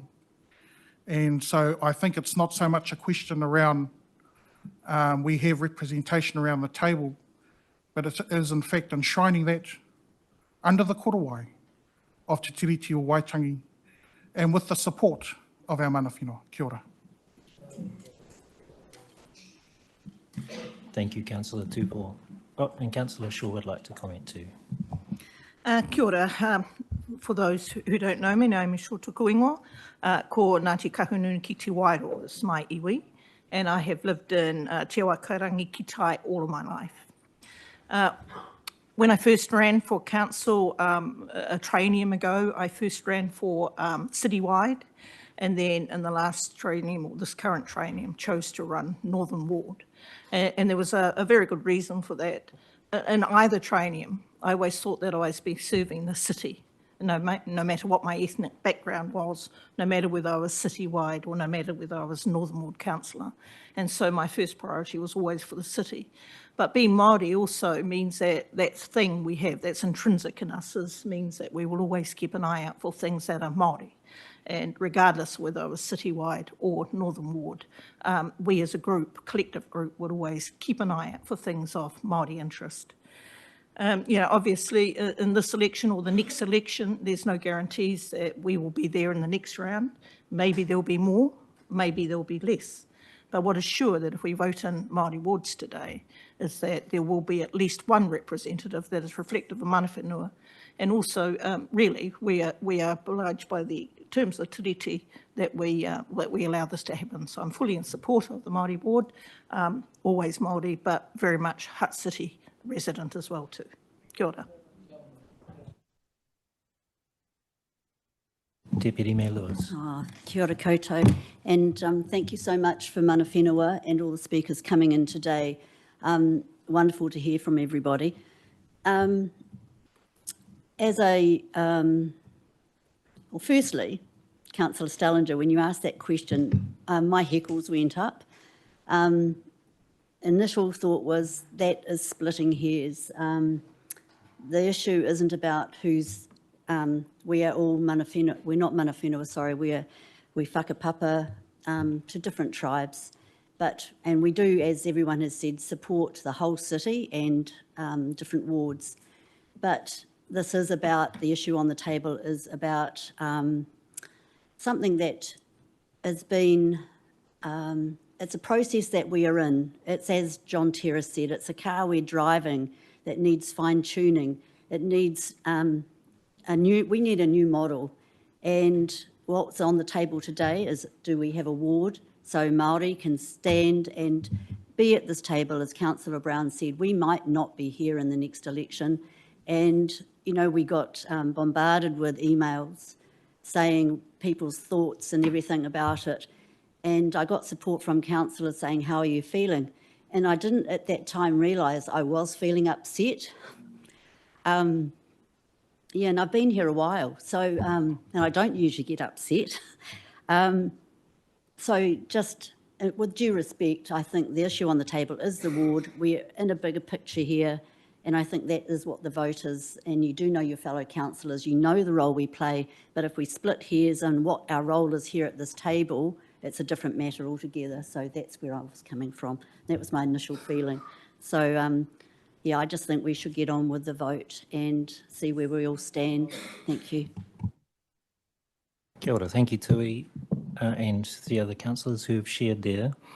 Before we do get on to the vote, Tui, we do have some councillors with us today who are not on this committee. So when we move into the formal voting process, they can no longer discuss this issue. So I'd just like to invite those councillors, Councillors Barrett, Briggs, Shaw, Tupou, if you have any comments you would like to make before I move a motion and you can no longer speak, feel free to do so now. Councillor Barrett. Kia ora, Chair. I understand that as I am not a member of this committee, I'm unable to vote. But I wish to speak on behalf, as I said earlier, on behalf of 6 of my 12 mokopuna who are Māori. I have been long advocated that my mokos need to be in touch with who they really are. They need to be proud, they need to stand proud in the kura way they wear. They need to feel equal to every other person here in this country. I don't hold that we share total unity yet. The statistics show differently around poverty and health issues, just to name a couple. The first step of many steps that we can take is giving a dedicated seat around every local council as a matter of right. I have had many calls of late during the last few days from friends and others that I don't know. Some advocating for and others advocating against.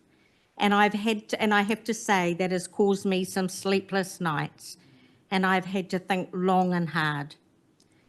But as so many have suggested today, I choose to stand and be brave, and I will be supporting in the council meeting the implementation of a Māori ward for us all. Thank you, Councillor Barrett. Councillor Shaw. And just to add to what I said previously, I think for me the voice of mana whenua is clear, and that's to work collaboratively for the good of all people in our beautiful city. Under the LG Act, Local Government Act of 2002, we're required to provide opportunity for Māori to contribute to the decision-making process of council. So we have an obligation towards tiriti o te waitangi, and therefore I fully support the establishment of a Māori ward. Councillor Briggs, Councillor Tupou. Tēnā koe Chair, acknowledging mana whenua, all our speakers here today. And all Māori in our city in Te Awa Kairangi ki tai. As Kura said to me on the way in, it's an exciting day. So thank you all for being here to share in this moment. As a non-member of this committee, just want to thank you, Chair, for enabling us to briefly speak. If I was a committee member, I would be fully supporting the establishment of a Māori ward in Te Awa Kairangi ki tai. And I'm hopeful that those committee members here today do support it, so that in the following council meeting we can unanimously unite as a council and support a Māori ward being established. And so I'll leave it there and looking forward to hearing the debate. Kia ora, Josh. Councillor Tupou. Thank you, Mr. Chair. It really is a privilege and an honour to be serving as a councillor today. And up front, I will be supporting this when it comes to council. I just want to recognise all of those people who are filling up our public gallery. And we've exceeded capacity today, Mr. Chair. The submissions that have been made, yes, unfortunately, Dr. Brash didn't have the courage to show up today and speak to the many people he instructed to bombard us with emails since Sunday morning. Every minute we've received an email from one of his followers as recent as 20 minutes to 4. But it's these people, sir, our local voice and our residents, the people who live here and who have lived here for generations, these are the people that I will listen to over the voices of people from around the motu who have no roots, no connection to Te Awa Kairangi Lower Hutt. So, Mr. Chair, I fully back this, and I want to thank our local people for turning out today. Kia ora. Thank you, Councillor Tupou. Now, before I move any recommendations, I'd just like to note that Matiu Jennings will exercise his rights to vote under Standing Order 31.5.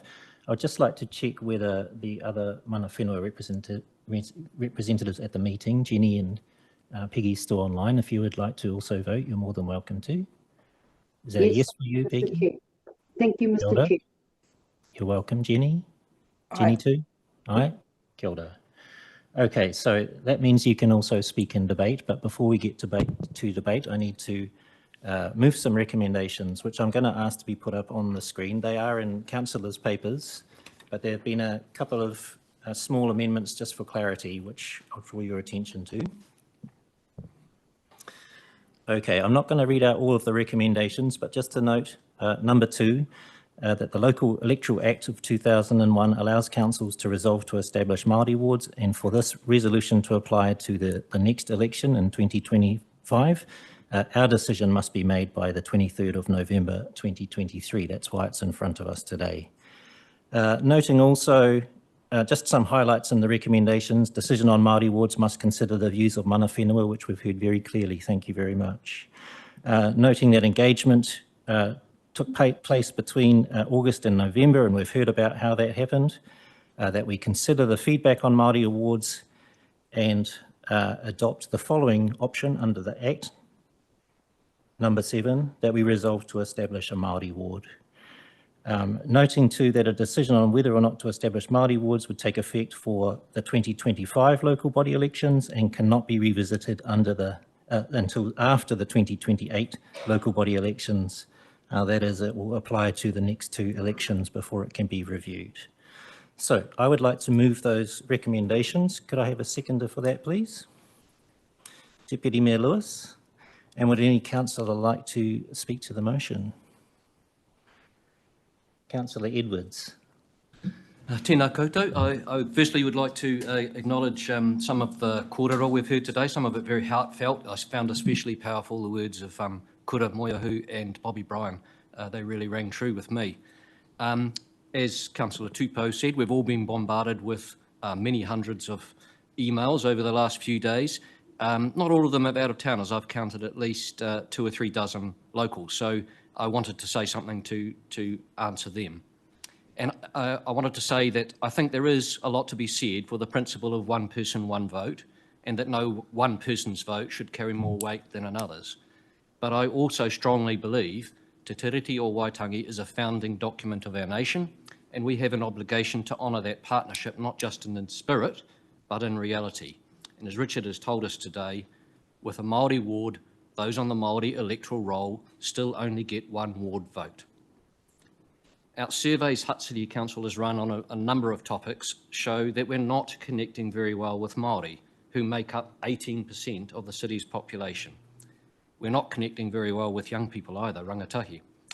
And incidentally, my observation is that younger people are generally much more open to Te Ao Māori than my older generation. Perhaps more Māori will become interested in what this council does if there is a Māori ward.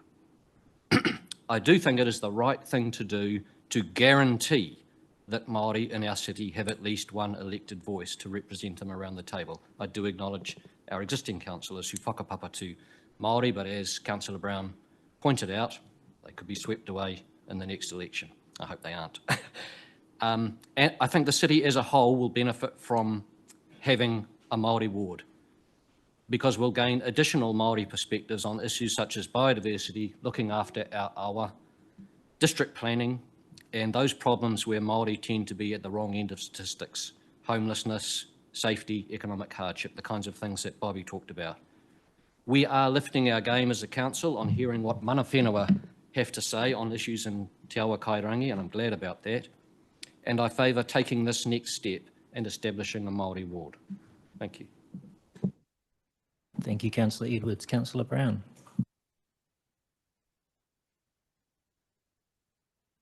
Tēnā koutou katoa he mihi ana ki a koutou ki ngā mana whenua, ki ngā mātāwaka, ki ngā tangata katoa, tēnā koutou katoa, ko Kerry Brown toko ingoa, ko Ngāti Raukawa, me Ngāti Whātua, o ko iwi.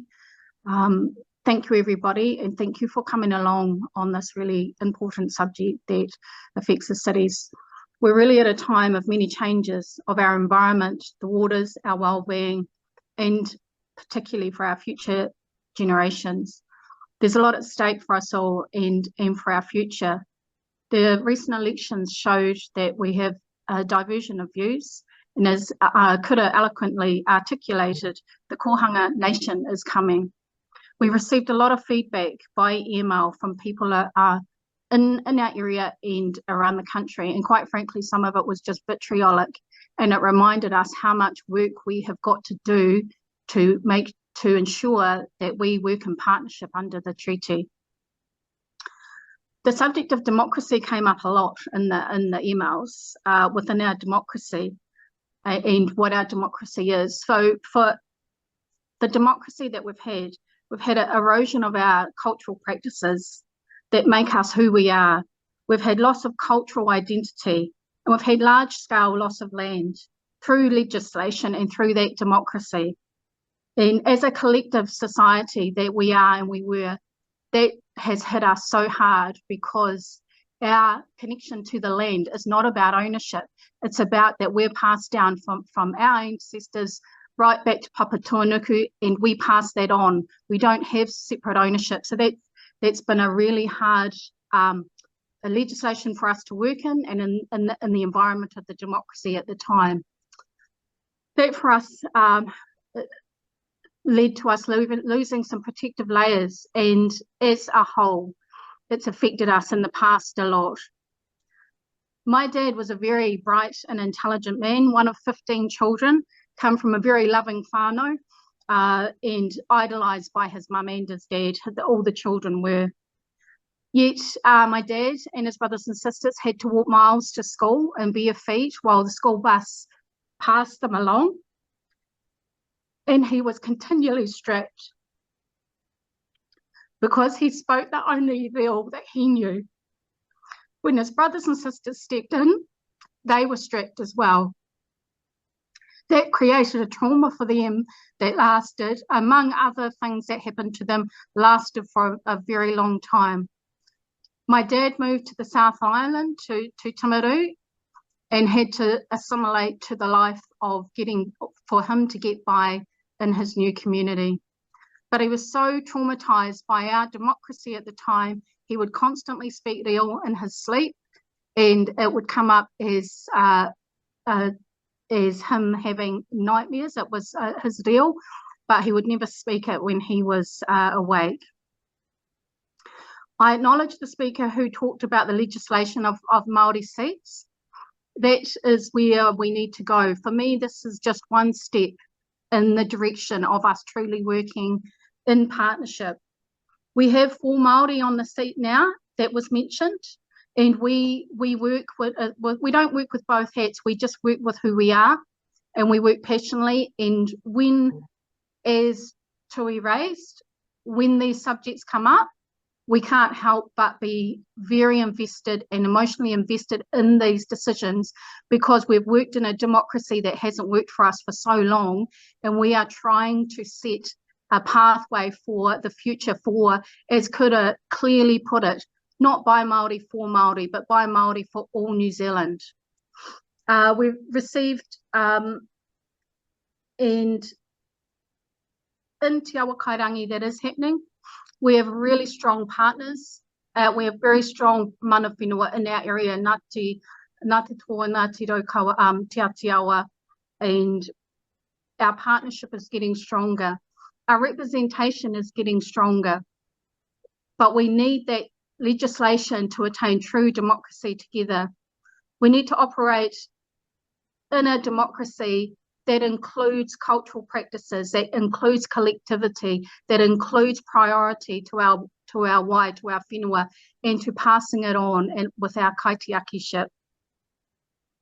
I've experienced a lot of, I've worked in central government, I worked for the Minister of Māori Affairs, Parikura Horomia, but I've never experienced the level of racism that I've had to experience at times at local government. I'm not sure why that is, but someone mentioned that in local government, and Ngāti Toa mentioned in local government, the future of local government, it needs some big changes if we want to encourage our people to come into the council table and work within the rules and work collectively. So my dad has passed on now. I walk in his shadows, but we are here as council members, for 4 of us as Māori, to make good decisions, to make the right decisions and make the decisions for our future.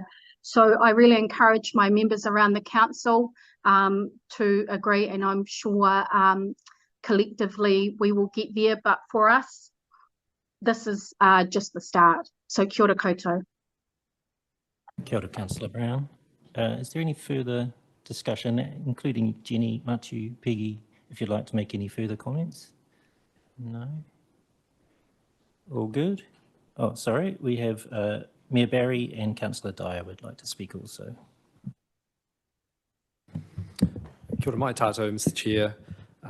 First of all, can I acknowledge Te Atiawa Taranaki Whānui and Ngāti Toa Rangatira for your comments at the start of this hui and for laying, I think, the foundations for this kōrero in what has been an incredibly respectful conversation on such an important issue. So just to acknowledge you, Kura, Jenny, Peggy, Matu, to all of the members of the public who spoke, incredibly, it was clear to see the passion, and I thank you for that. I just want to mention 2 in particular, Huia, from a mokopuna perspective. Thank you for that, Huia. Within the local government whānau, we often talk about the importance of making mokopuna decisions in these roles, and your kōrero really reinforced that for me. And to Lani, thank you so much for getting all the rangatahi here today in the car. This is what these decisions and this is what this whare is all about. We are in a privileged position as elected members, myself as mayor, as councillors, to make decisions that will impact future generations. Often we're frustrated within the structure that we're in local government, but we still have power and influence, and it's important that we do show leadership on issues such as this. For me, I fully support the introduction of a Māori ward here in Te Awa Karangi ki Tai. It is absolutely time. It is a step on the continuous journey of partnership between the council, between Māori, between mana whenua. And as has been said in the report from officials and from all of our speakers, a Māori ward won't solve our problems. We need to acknowledge that the partnership, particularly with mana whenua, must continue to be strong and always be here as under our obligations with the treaty. But ensuring that there will be a permanent voice for Māori around this table, and that Māori voters will be able to vote for who they want to vote for rather than be within the other parts of the system potentially as well. So it's incredibly important today. I also just want to acknowledge you, George, as Kerry, Councillor Brown did. I sent probably 15 emails, because I, like Councillor Edwards, I sent about 15 emails to the names that I recognised of the 2,000 emails I've received in the last 48 hours of people I recognised as locals.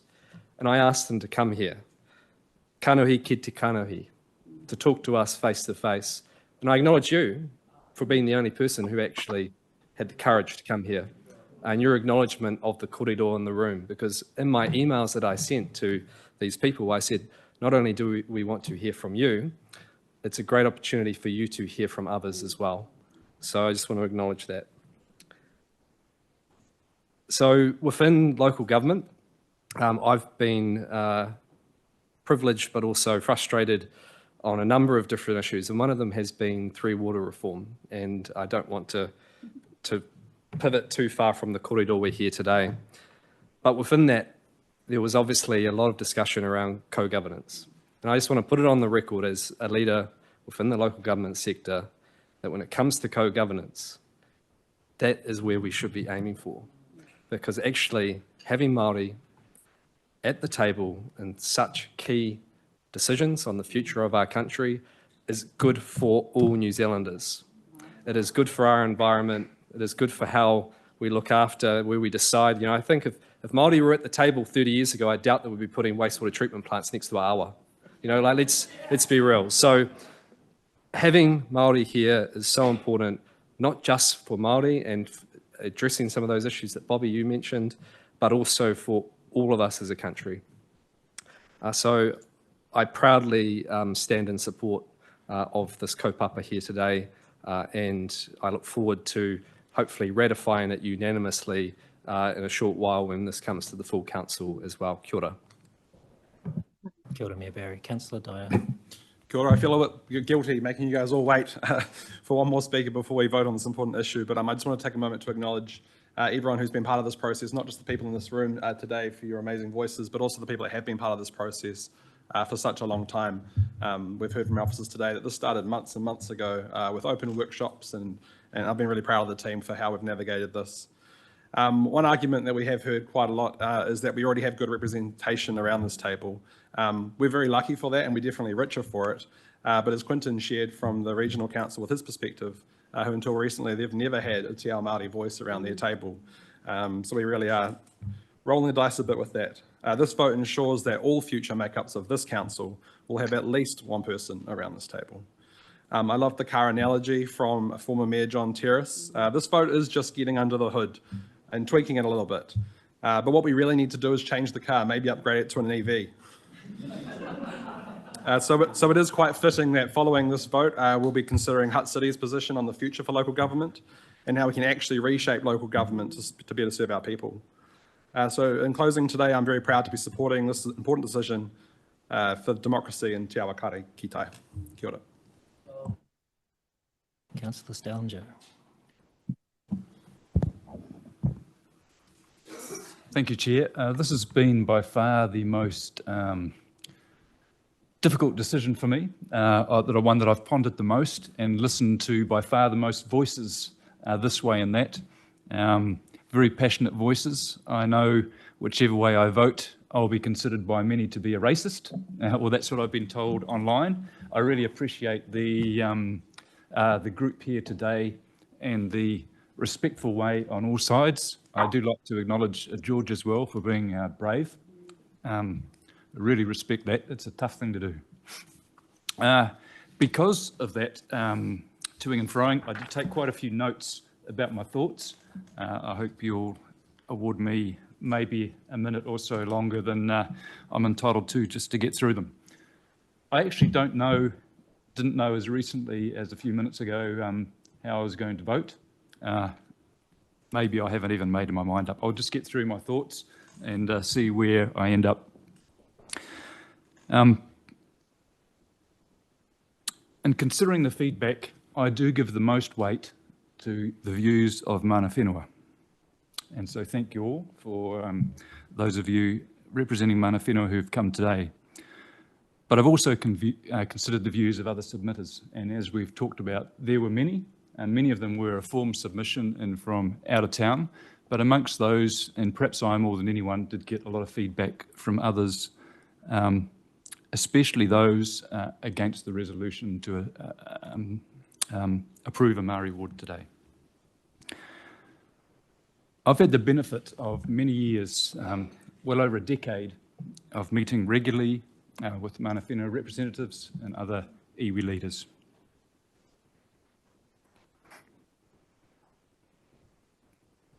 I have a great deal of respect for their wise guidance. Apologies for getting a bit emotional. I just respect the comments from Kura when he referred to those that have passed.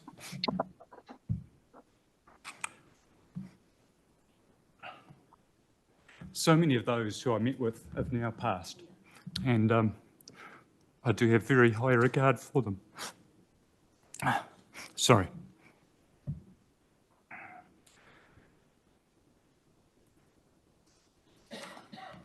So I do hold the views of mana whenua and their desire for a Māori ward in very high importance in making my mind up today. As we know, Standing Orders 31 and 32 afford some additional rights to both mana whenua and, to a somewhat lesser degree, Taurahiri. I've considered that significantly, as I have the existing Māori members we have on here, and just I find it hard to separate the decision on a Māori ward and our overall representation review.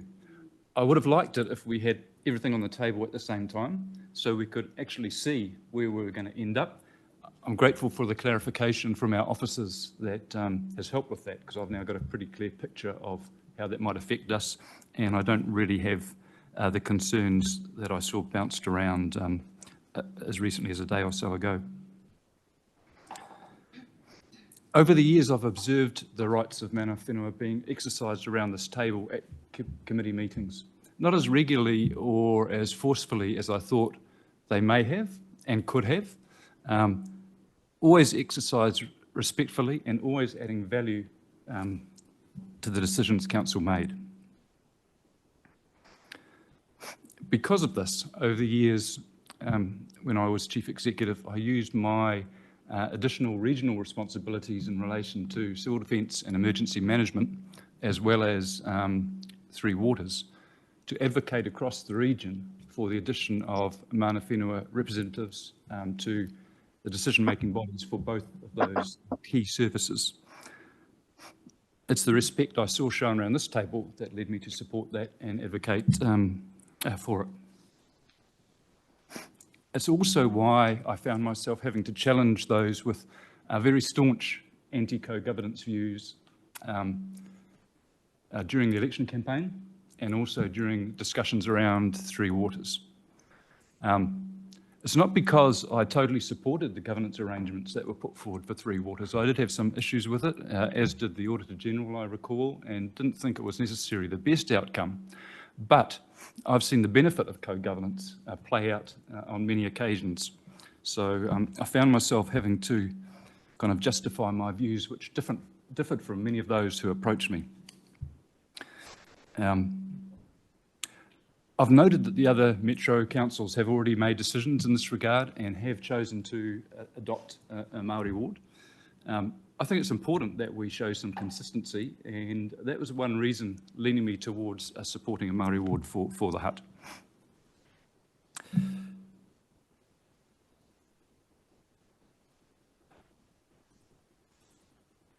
Excuse me, I'm just skipping ahead because I think some of these other points have been covered.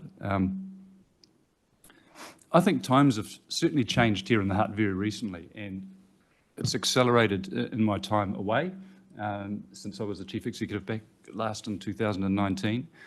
And what I see happening now is a far greater emphasis and a valuable emphasis on matters Māori around the council table and amongst the staff. And of course, as we've talked about, the representation already around this table. I have considered that Māori wards are actually something that I believe shouldn't be necessary. And that's because I think there should be copious Māori representatives elected as a matter of course. And so we shouldn't need to even have legislation or impose, well, if that's the right word, put them in place centrally or locally. But that hasn't always been the case here, and I was interested to hear about the Regional Council's example. But I have pondered that right now, in my view, we have had good representation from Māori recently, and I do appreciate and value the input that our members with Māori ancestry have provided and highlighted matters Māori for us, and that has added a lot of value. So I've questioned in my mind whether we actually need an additional Māori ward to get an extra voice around the table. Hence my question. I didn't mean any respect, Councillor. It was really just for my own understanding that I asked that earlier.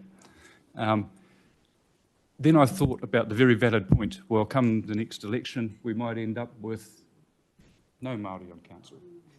We could end up with twice as many. I think both outcomes are unlikely.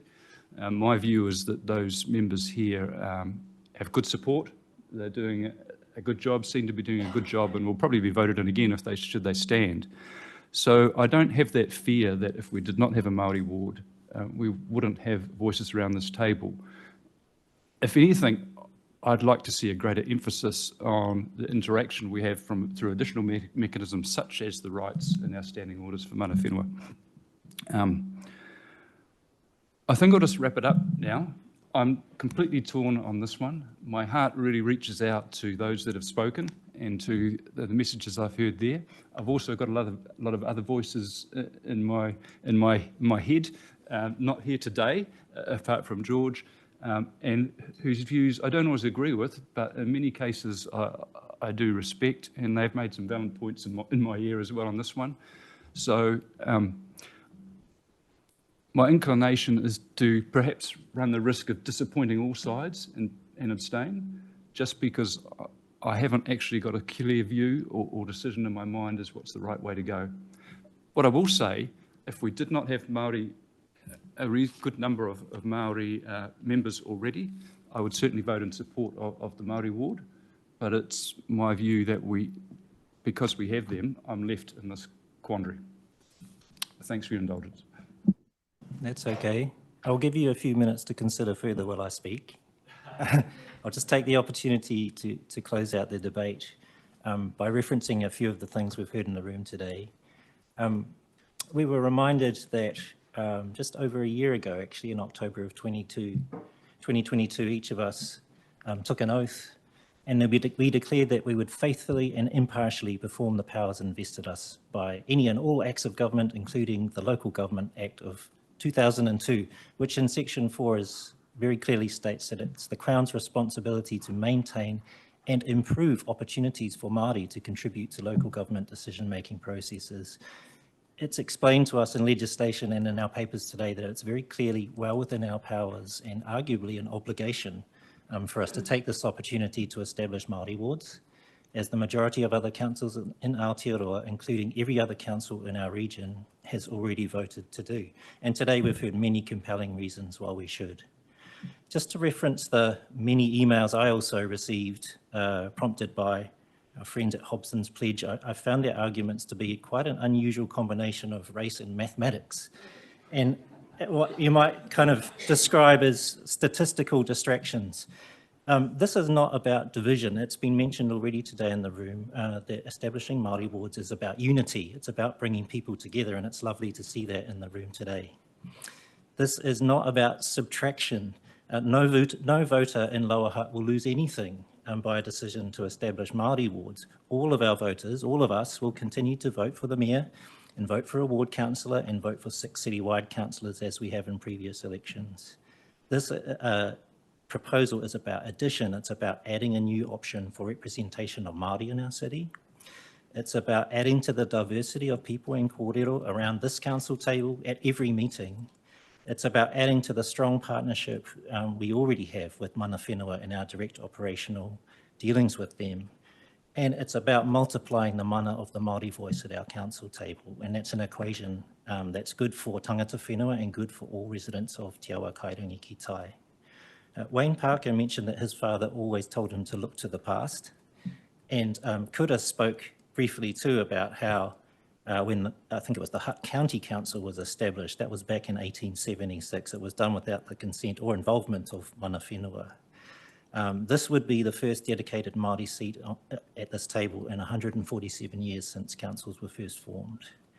And it's been noted, rightly noted, that Māori are well represented at our council table today. But if you reflect over that 147-year period, I'm pretty sure you wouldn't see that same pattern year on year, council on council. And of course, currently, there's no guaranteed Māori representation into the future. So I believe very strongly that this decision will land us on the right side of history. As mentioned though, again, in public comment, this isn't about history, this is about the future. It's about opportunities for tamariki and mokopuna, and may there be many more steps taken to improve Māori representation and partnership with our council further into the future. Just in closing, I'd like to acknowledge our mana whenua rangatira, Kura, Peggy and Jenny and Matiu online, words from Helmet as well, and all of those who stand behind you to tautoko this proposal before us today. And having said that, I have a mover and a seconder, and I will put the motion. I will ask all of those in the room to say, who are in favour to say aye, and those of you online, please raise your hand. Excuse me, Mr. Chair, can we have division? Okay, we've had a call for a vote by division. Just to explain to those of you online, we'll be taking a list of names of how people vote. So I'm going to hand over to Jared, I think, to call out the names.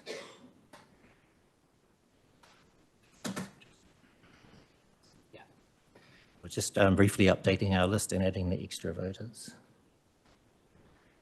And just a reminder to everyone too, this decision will go through to our full council for formal approval following this meeting. There are a few councillors at the table who aren't on this committee, so cannot vote now, but they've already indicated their support.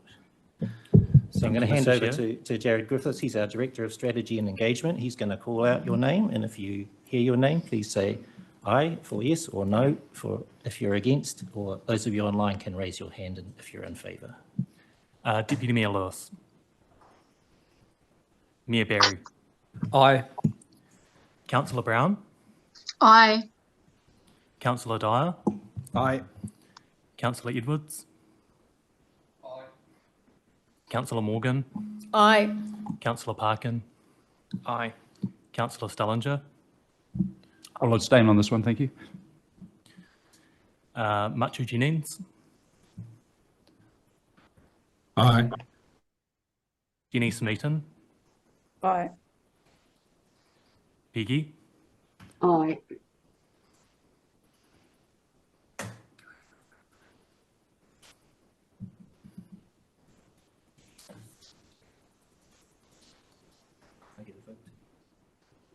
Oh, sorry. Councillor Mitchell. Aye.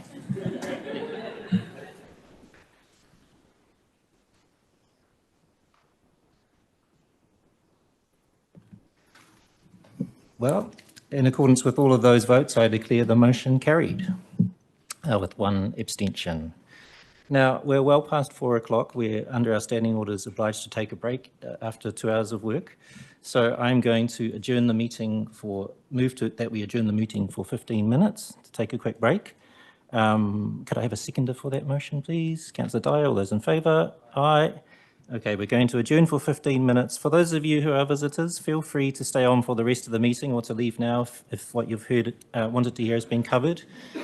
Anyone who would like to stay, there's wharipaku by the lifts and down the stairs.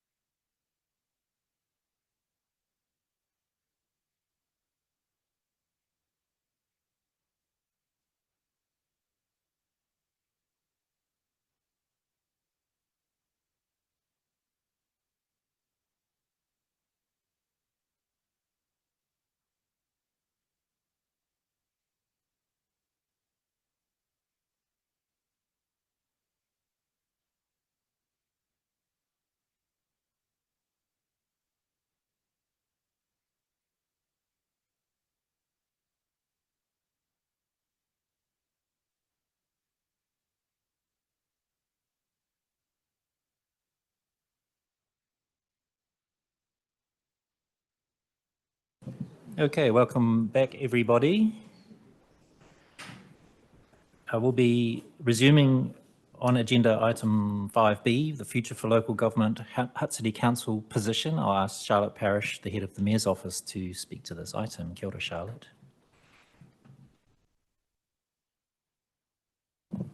Kia ora. Thank you, Chair. That was a hard act to follow, so I'll try and keep this fairly short and sweet. The paper you've got sets out a proposed council position on the Future for Local Government report that was published earlier this year. It has a bit of a narrative as well as an indication as to whether council would support or not support or remain neutral against each of the 17 recommendations. You can also see that there are some priority recommendations that have been identified in the report that represent a kind of minimum viable package of reform options. Council's asked, well, the committee is asked to endorse the position statement. I'm happy to go into any more detail or any questions, but everything in the report is up to date. Kia ora. Thank you, Charlotte. Does anyone have any questions or feedback on the position document? Councillor Dyer? Yeah, on page 28, it talks about the recommendations 10 and 11. Obviously, one there that we're on the fence about is STV, and I understand the reasons why we're on the fence about that, but the sort of running commentary doesn't really make any mention to it. I just wonder whether you think it'd be worth adding something to Hutt City Council's position to explain why we are on the fence, i.e. we've done a referendum and the public doesn't agree with it, whether we do or not. Like I say, I understand the reasons, but it's not clear at all why we're on the fence. Through you, Chair. I'm happy to make that change and make that clarification in the narrative if others are in agreement. There has been a referendum, obviously, on this particular issue, which has signalled a clear opposition to the STV. I think there's not necessarily a strong position among councillors that opposes the referendum, so I'm happy to make any changes to that in the narrative. So I think for clarity on that one, Charlotte, a statement that we're remaining neutral because our latest public referendum was not in favour of STV. We'll make that clear. Councillor Parkin, did you have a question? I was just going to add that the conversations that I had around the referenda were that actually people were conflicted because of the way that they interpreted the referenda, the outcome of changing to STV. They were worried about losing wards rather and going fully citywide. So I think it was significantly more complicated than a simple referenda had, and there was a reference to Doucet's law, which I haven't managed to find in one of our speakers earlier today. I suspect it might have actually been a case of that we did not do enough education around the implications of what it would mean, and we kind of took it as, oh, we're used to doing STV with Greater Wellington Regional Council, and didn't actually put in enough effort to that. That said, the results still stand, so I agree with that principle of being, undecided or able to adapt between what happens. I think it would make a certain degree of sense to have a consistent approach throughout New Zealand, personally, but. Thank you. Any other questions or comments? I have one myself, Charlotte, on the previous page 27 of our agenda. There are a couple of system renewal recommendations that we are not favouring. One of which is to establish a dedicated Crown Department, and I kind of agree that we shouldn't need a dedicated new government department. However, the bullet points beneath there, which are things that government department could focus on, I think are really useful bullet points in terms of the local government sector, and it's not quite clearly captured perhaps in the text that we don't feel the need for a new government department. However, we agree with those focuses for the sector. Would be great. Any other questions or comments?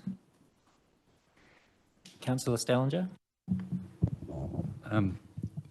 Just a general comment, and I did pass this on to Charlotte with some other feedback, and she's taken some of it into account. So I'm not looking for a change, but just to say that I found the whole submissions from local government a little bit conflicting, and I can understand that conflict, and that is if I can kind of paraphrase really roughly, coarsely, we don't have enough money to do what we have to do. Can you please give us some more things to do? So, yeah, that's just my general thoughts on how it reads from a very high level. You know, we want more legislation regarding well-beings and so on, but we can't afford to do what we've already got on our plate. So, but I'm happy with what's said. I don't think we can say anything about that specifically. That's just a view. Thank you. Okay, if there's nothing further, I'm going to move the recommendations, which are on page 18 of your agenda, that the committee recommends that Council receives and notes the report. 2, endorses Hutt City Council's position of the Future for Local Government report attached as Appendix 1.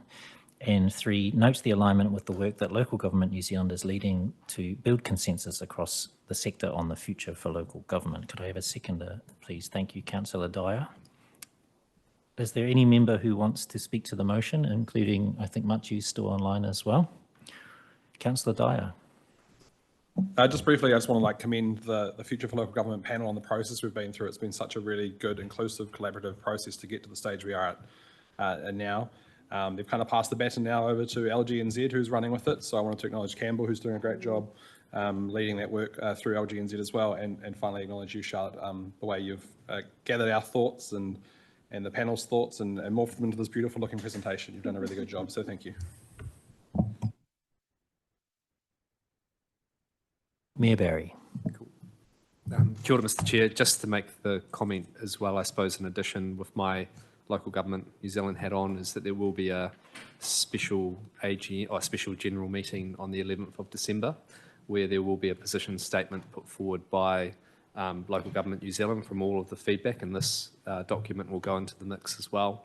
But just to acknowledge the work in pulling this together, the key thing I'm saying to councils up and down the country is that LGNZ can do a good job in advocating and putting this position, but the ownership of the issues needs to be driven by councils and by local communities if we're going to be able to influence real change. So that's so important, I think, that we go through these processes to get that buy-in and to be able to drive towards the future we want to see for not just local government, but how we deliver services and how we do things in our local communities. Kia ora. Thank you. If there's no further comment, I will put the motion. Machiu, could I ask you to turn your camera on? And once again, all those in the room who are in favour, please say aye. And those of you online, raise your hand. Aye. And anyone opposed? No, I declare the motion carried. And that moves us to the next agenda item, 5C, the letter of support for Petone name change proposal. It's on page 31 of your agenda. And I'll ask Richard Hardy, Head of Strategy and Policy, back to the table to speak to this item. Thank you, Richard. Kia ora koutou. Thank you, Mr. Chair. So this particular report, the purpose of this one is that we have received a request by the Wellington Tents Trust and Palmerston North Māori Reserves Trust to provide a letter to support the application they want to make to the New Zealand Geographic Board to change the spelling of the name Petone to Pitooni. In New Zealand, it's important to understand that suburb name changes are not a council-led process. This sits clearly with the New Zealand Geographic Board. Once the Geographic Board has decided or received an application, it will review the application and consider whether to progress it to public consultation. The board then runs the consultation process and makes the final decision.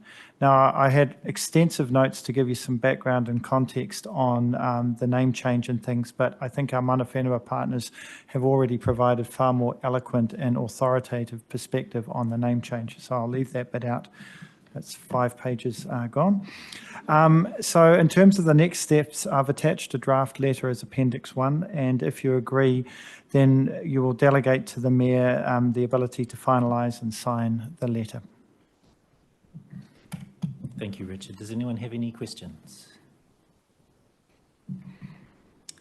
No, in that case, I'll ask for the recommendations to be put up on the screen.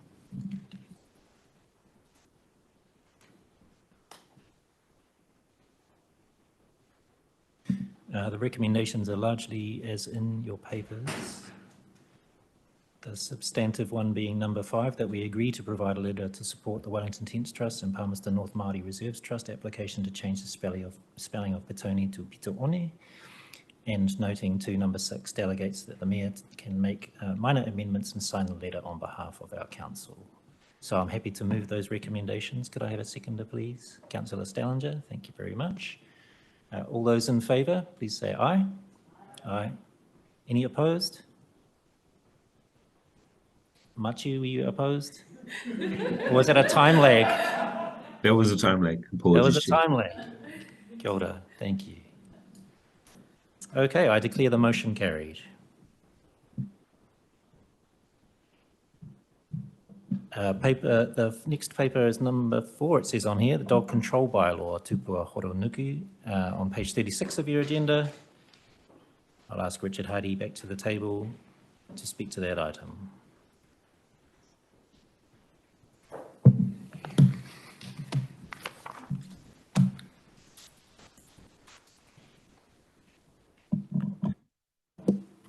Thank you, Mr. Chair.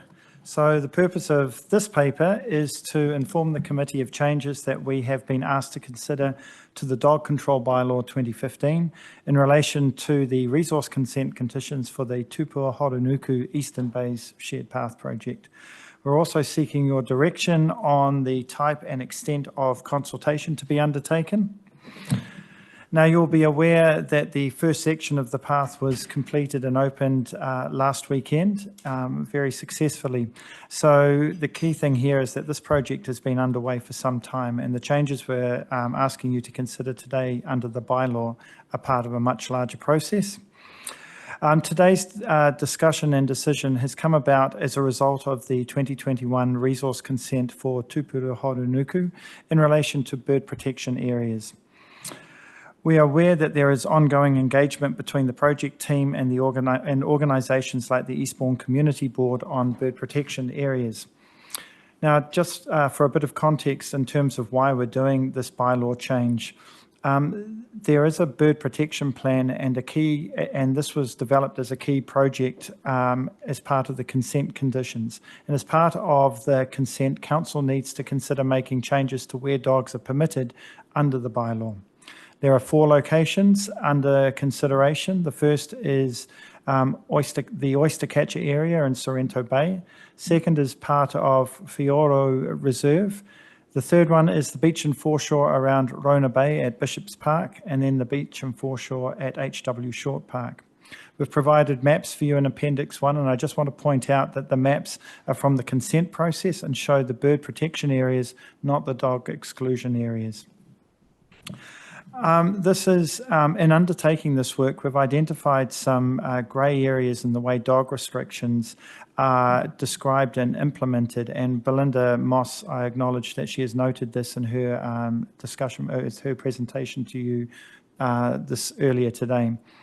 This is a really good opportunity through this process to identify and align areas within the bylaw where there are inconsistencies or where things haven't aligned properly.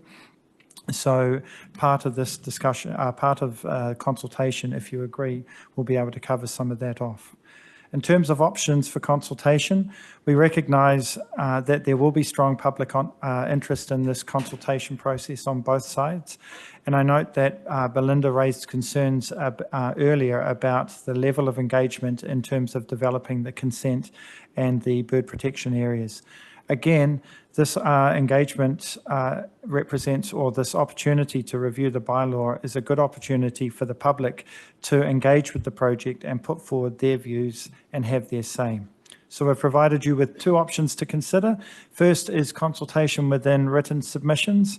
Now this can be done in a relatively short time frame and meets the statutory requirements, statutory obligations, but it does provide a much more restricted approach to consultation. Second option is to establish a subcommittee to hear submissions.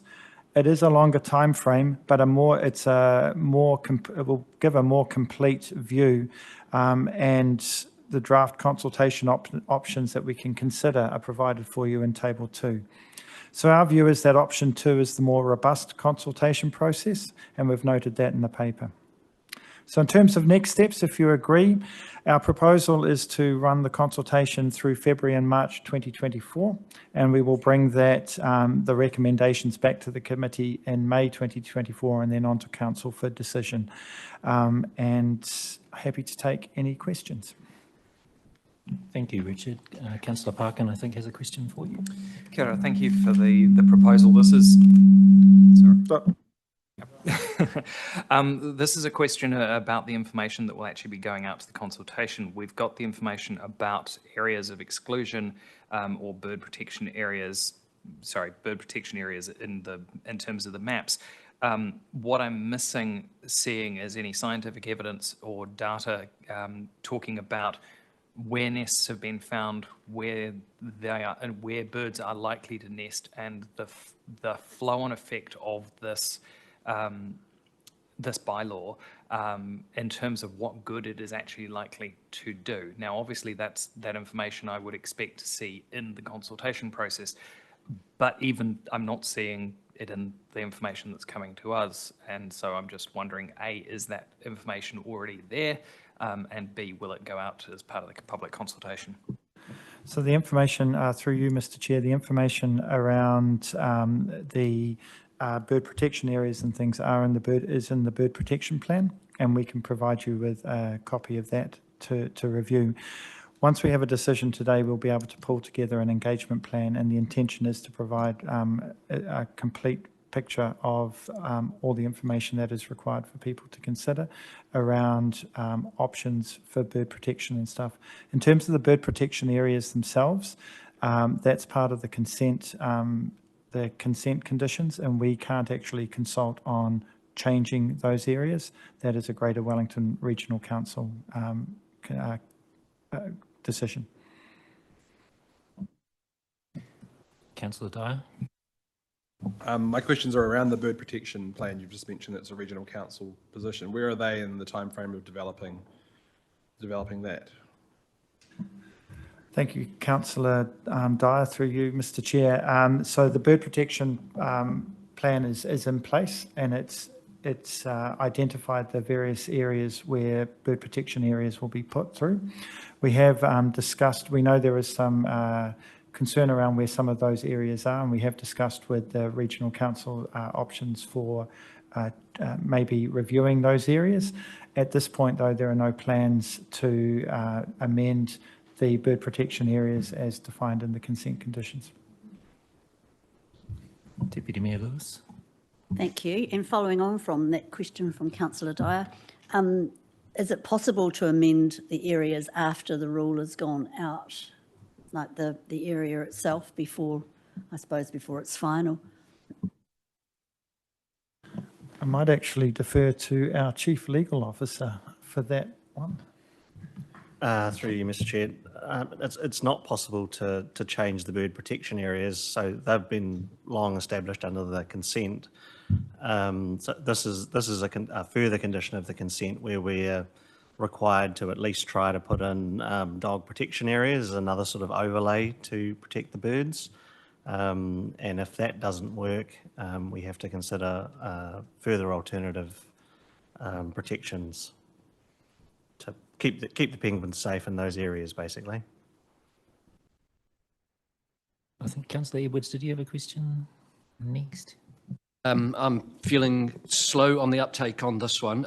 I'm just wondering, by the sounds of what Belinda told us, we're in for a whole lot of people telling us that we've got it wrong and that these dog bylaws that we're proposing are unfair.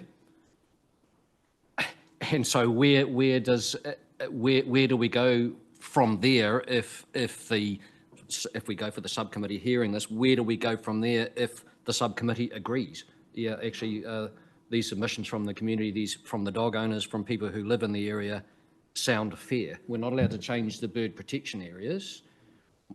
What's next? Through you, Mr. Chair.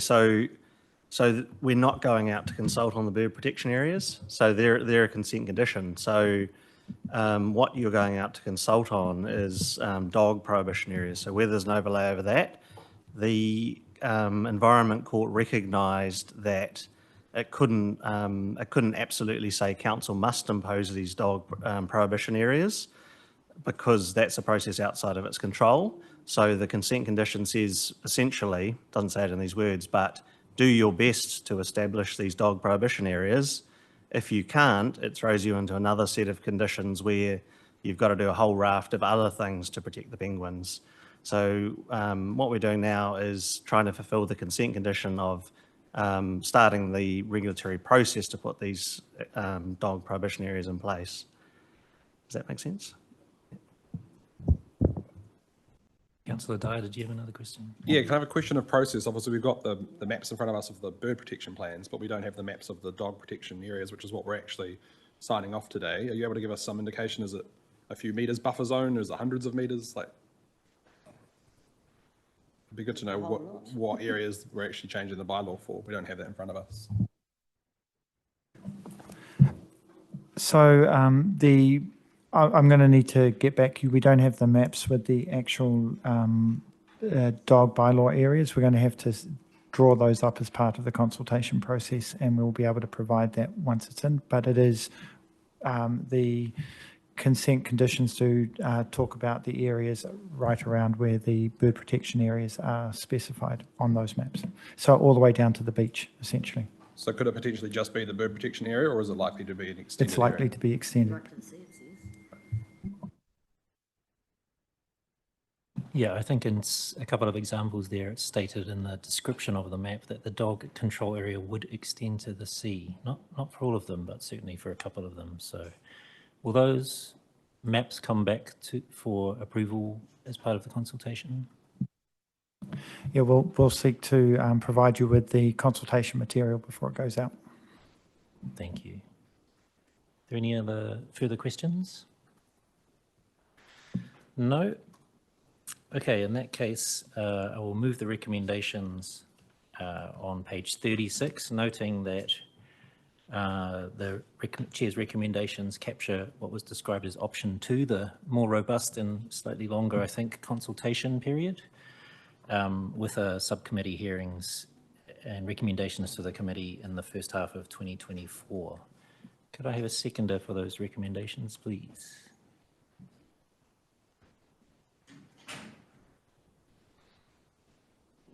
Councillor Parkin, any discussion? Councillor Dyer. Yeah, I feel a little bit uneasy signing off a bylaw review and we don't actually have the maps in front of us as to what we're going out for consultation. The first time we'll see it is the consultation material when it's going out to the public.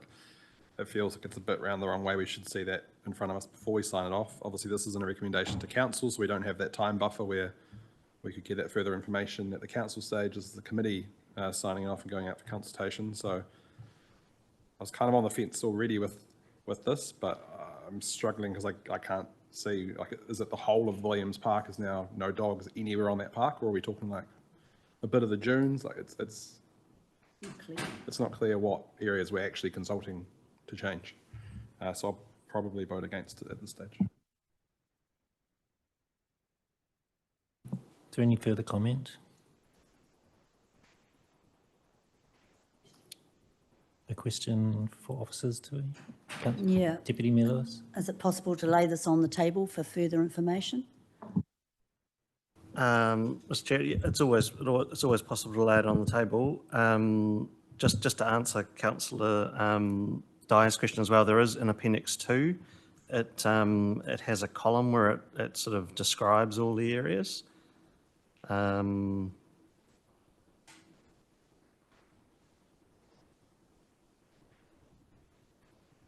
I guess the problem is if you decided not to attempt to put the areas in, so if you were just going to vote against it, we'd be in breach of our resource consent condition because it requires us to at least try to put the areas in. So I completely understand where you're coming from in terms of the maps, and I think you do need to know the areas. What I would say is there'll be a large scope for the subcommittee to consider what the areas are. So, but you'll see maps. You'll have a lot of public feedback in terms of what the areas should be, and you might come to a decision that, okay, the areas need to be smaller. Okay, we shouldn't have an area there. So there's a lot of scope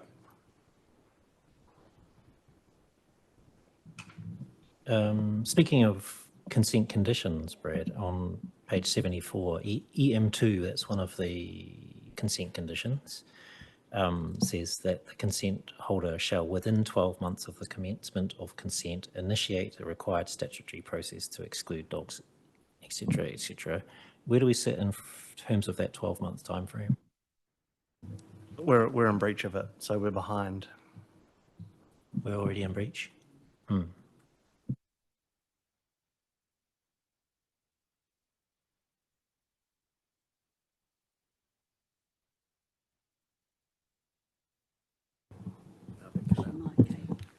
So we're already in breach. If we were to kick this to a meeting in December, I mean, is it going to make much of a difference? Because I can completely understand where Councillor Dyer's point is coming from. Mr. Chair, no, it's not going to make a lot of difference. My point was if you decided to vote it down, it would make a big difference. If you're just laying it on the table for another meeting and more information, like you say, we're already a bit behind, so we're sort of at the mercy of GWRC if they do decide to pursue us. Maybe I shouldn't say this in public.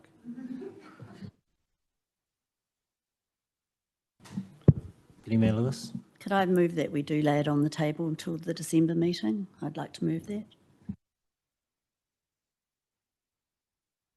To a meeting, because I'm not sure if is there another policy finance meeting. No. So I think it will need to come to a council meeting, but then refer back to policy. Because I don't think we want to wait till February, do we? So. No.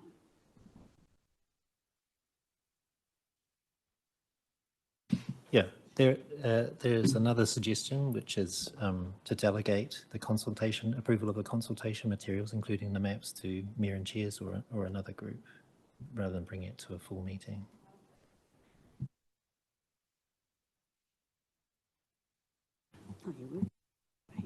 To finalise the maps. So no one's suggesting here that we don't do this. It's just a case of seeing the maps and finalising them. So delegate that to the mayor and chairs. Yep. I think that's probably a good suggestion. Yeah.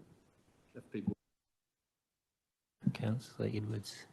And if what we're being asked for here is essentially actually whether we're going to do consultation by written submission or do it by a subcommittee to hear submissions, then I think we should go option 2 to show that we're taking this matter seriously. We're aware of community concerns and we're going to do them in the respect of hearing them in person and giving them, making this consultation as comprehensive as we can, because I think this is heading for a mess myself.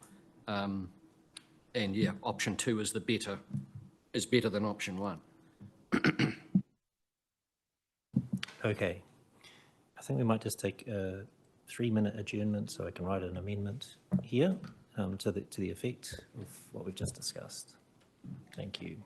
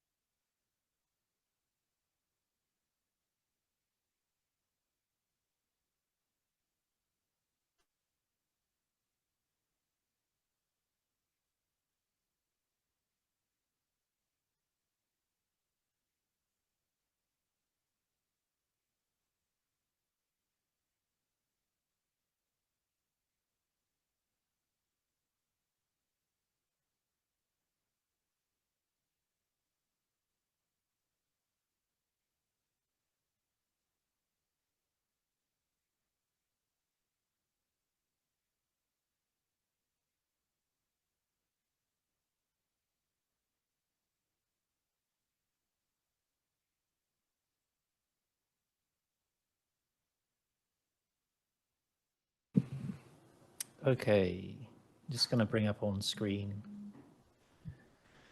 again the recommendations, which are as they were with regard to approving option 2 for consultation,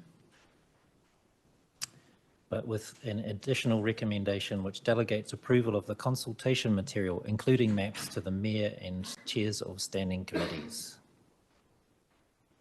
And that's an amendment that's been agreed to by the seconder. Any further discussion? Mayor Barry? The only thing with everyone's comfort is to engage the chair of the community board, Belinda, just around if there is an opportunity to do that, if there is any questions or feedback through this process or as the chairs meet on this. So, do you think that needs to be written no, into? No, I don't think so. Not into the recommendations, but I think people hopefully would be comfortable with that. Yeah, sure. Yep, noted in the minutes. Thank you. Any further discussion? No, in which case we have a mover and a seconder. I will put the motion. All those in favour, please say aye. Aye. Any opposed, say no. I declare that motion carried. All right, our next paper is the quarterly performance report for 1 July to 30 September 2023. It's on page 55 of your agendas. And I'll ask Gemma, kia ora Gemma, to speak to that item. Kia ora, thank you. So I am presenting the quarterly performance report for quarter 1, which covers the period from 1 July to the 30th of September 2023.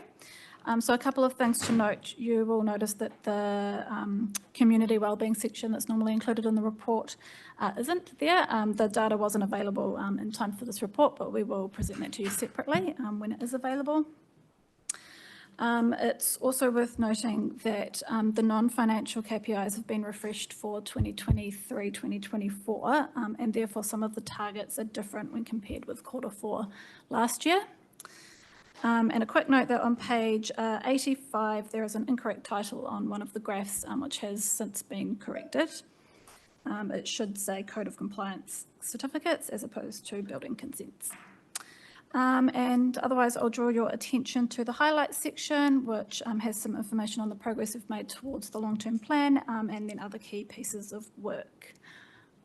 Otherwise, I'll leave it there for any questions.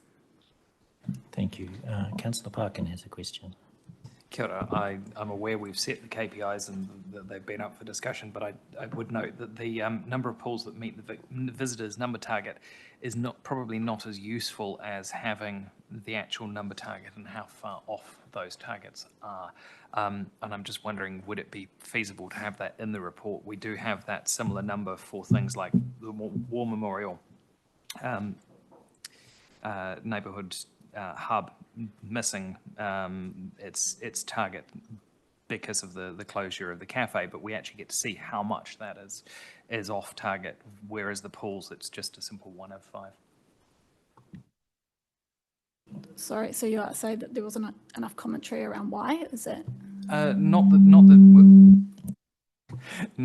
commentary specifically, but the fact that it's the only data that we get is 1 of 5. It would be more useful to actually have how far off that actually is.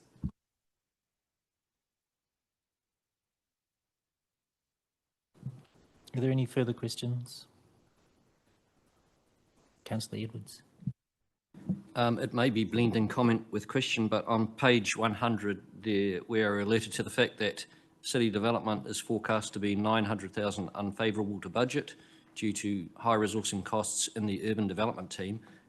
I'm wondering if this is the same area that, you know, we had debates and long-term plan budgets going forward in urban development. Is that the area of work that we're talking about?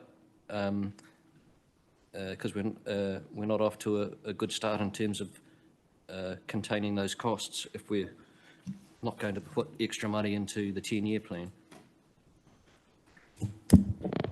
Kia ora, Councillor Edwards, and through you, Chair.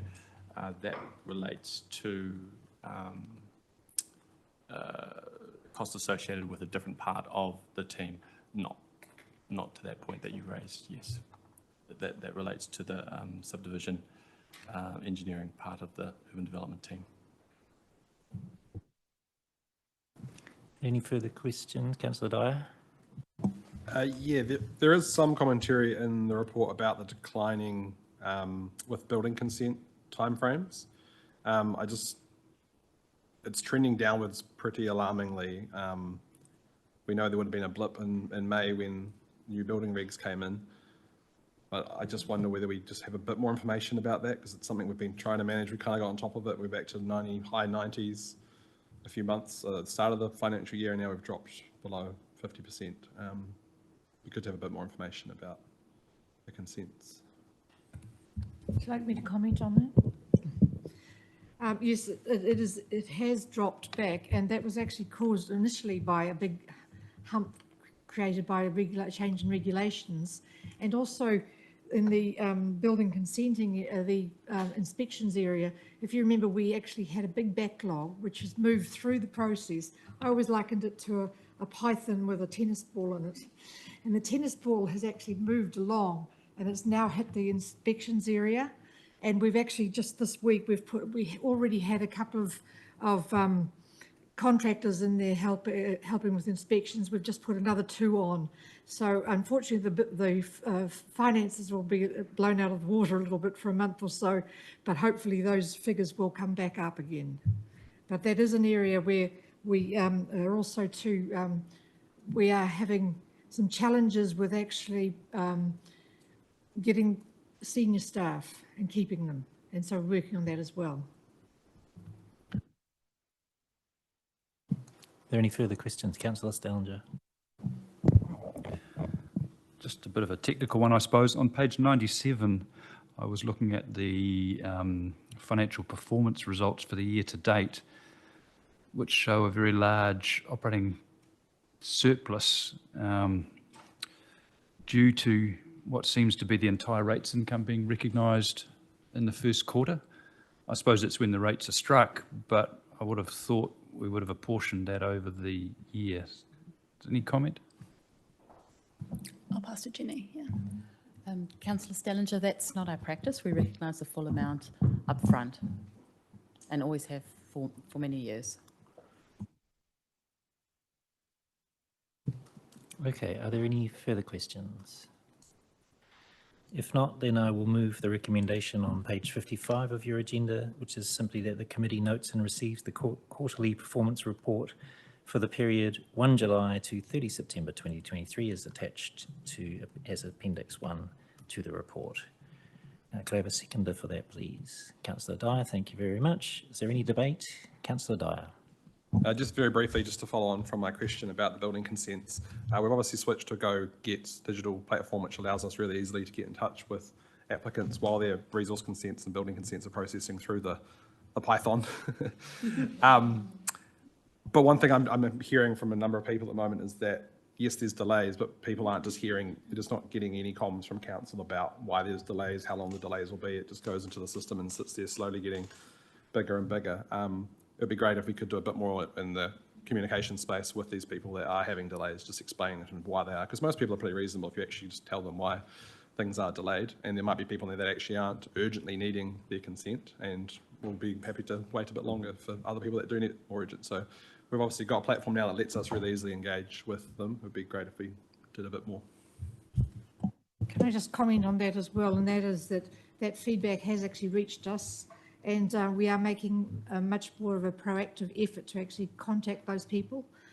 Also, we have had a realignment in that area where we've actually put in strengthened the management side, and we've got 2 new people in as a manager of the whole consents area from end to end, and also a person who is focusing on building capacity and also we're also facing another IANZ visit in February. So we're focusing on the business as well as in the business.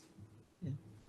Thank you, Alison. We are in debate. Anyone else like to speak to or against this motion? No, in that case, I'll put the motion. All those in favour, please say aye.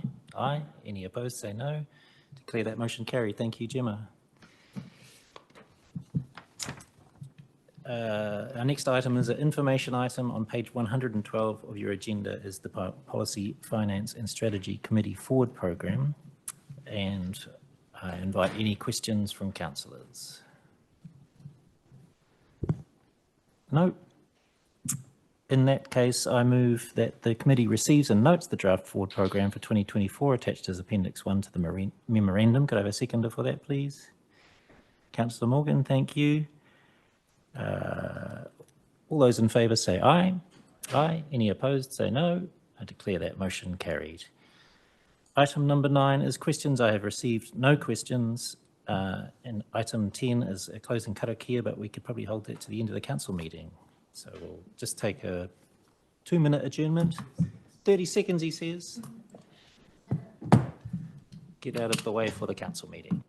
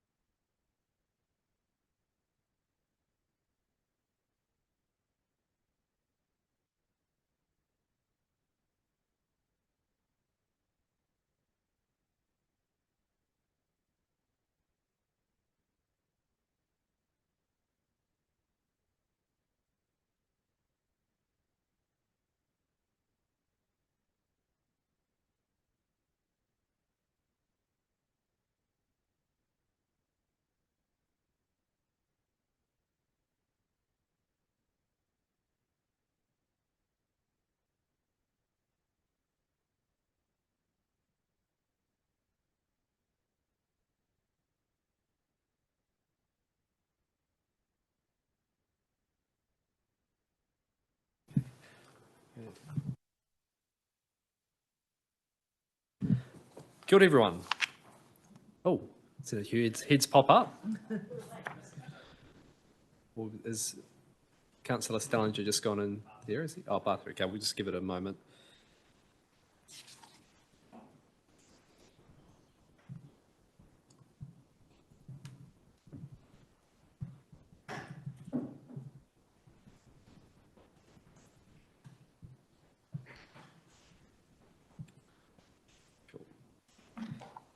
Great.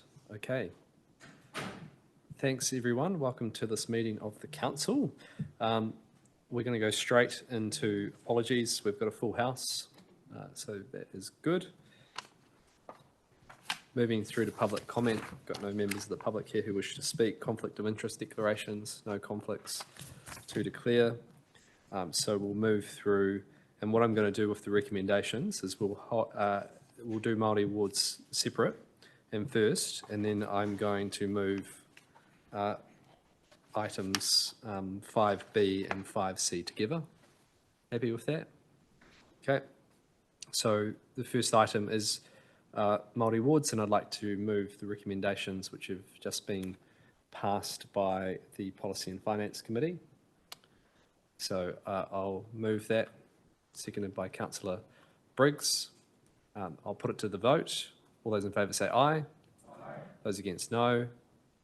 Declare that carried. An abstention. Okay, so I'm going to get some clarification because I asked Catherine, but we couldn't answer it, of whether 12-0 is considered unanimous or an abstention or not. So we'll let Brad rule on that rather than me ruling on it. But if it is unanimous, we're going to take that. But we'll get some advice. So can I just say very briefly, thank you to everyone for the way I think we conducted and listened and for the kōrero that happened around the table. I think that was on what has been a challenging issue for councils up and down the country was done in an incredibly respectful way and including the way I think everyone handled themselves considering some of the emails which I know and phone calls which I know everyone's been receiving. So well done everyone. Okay, so 5B and 5C, I'll move both recommendations which we just passed at the committee. Do I have a seconder? Councillor Mitchell. Any discussion? All those in favour say aye. Those against no. I declare that carried.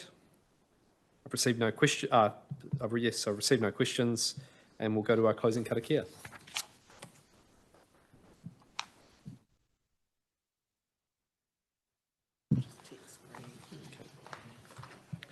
I'll let you all know what Brad says. Oh, it's already, yeah, okay, great. Please feel free to join me. Unuhia, unuhia, unuhia i te uru tapu nui, kia wātia, kia māma, tēnā kau, tia tina, tia wairua e te arataku tū. Koia reo rongo whakaeri e ki aki, koia runga, kia wātia, ora kuwātia, hau pai Mārie. Thank you, everyone. I declare the meeting closed at 5:22 p.m. Thank you. Thank you, Kerry.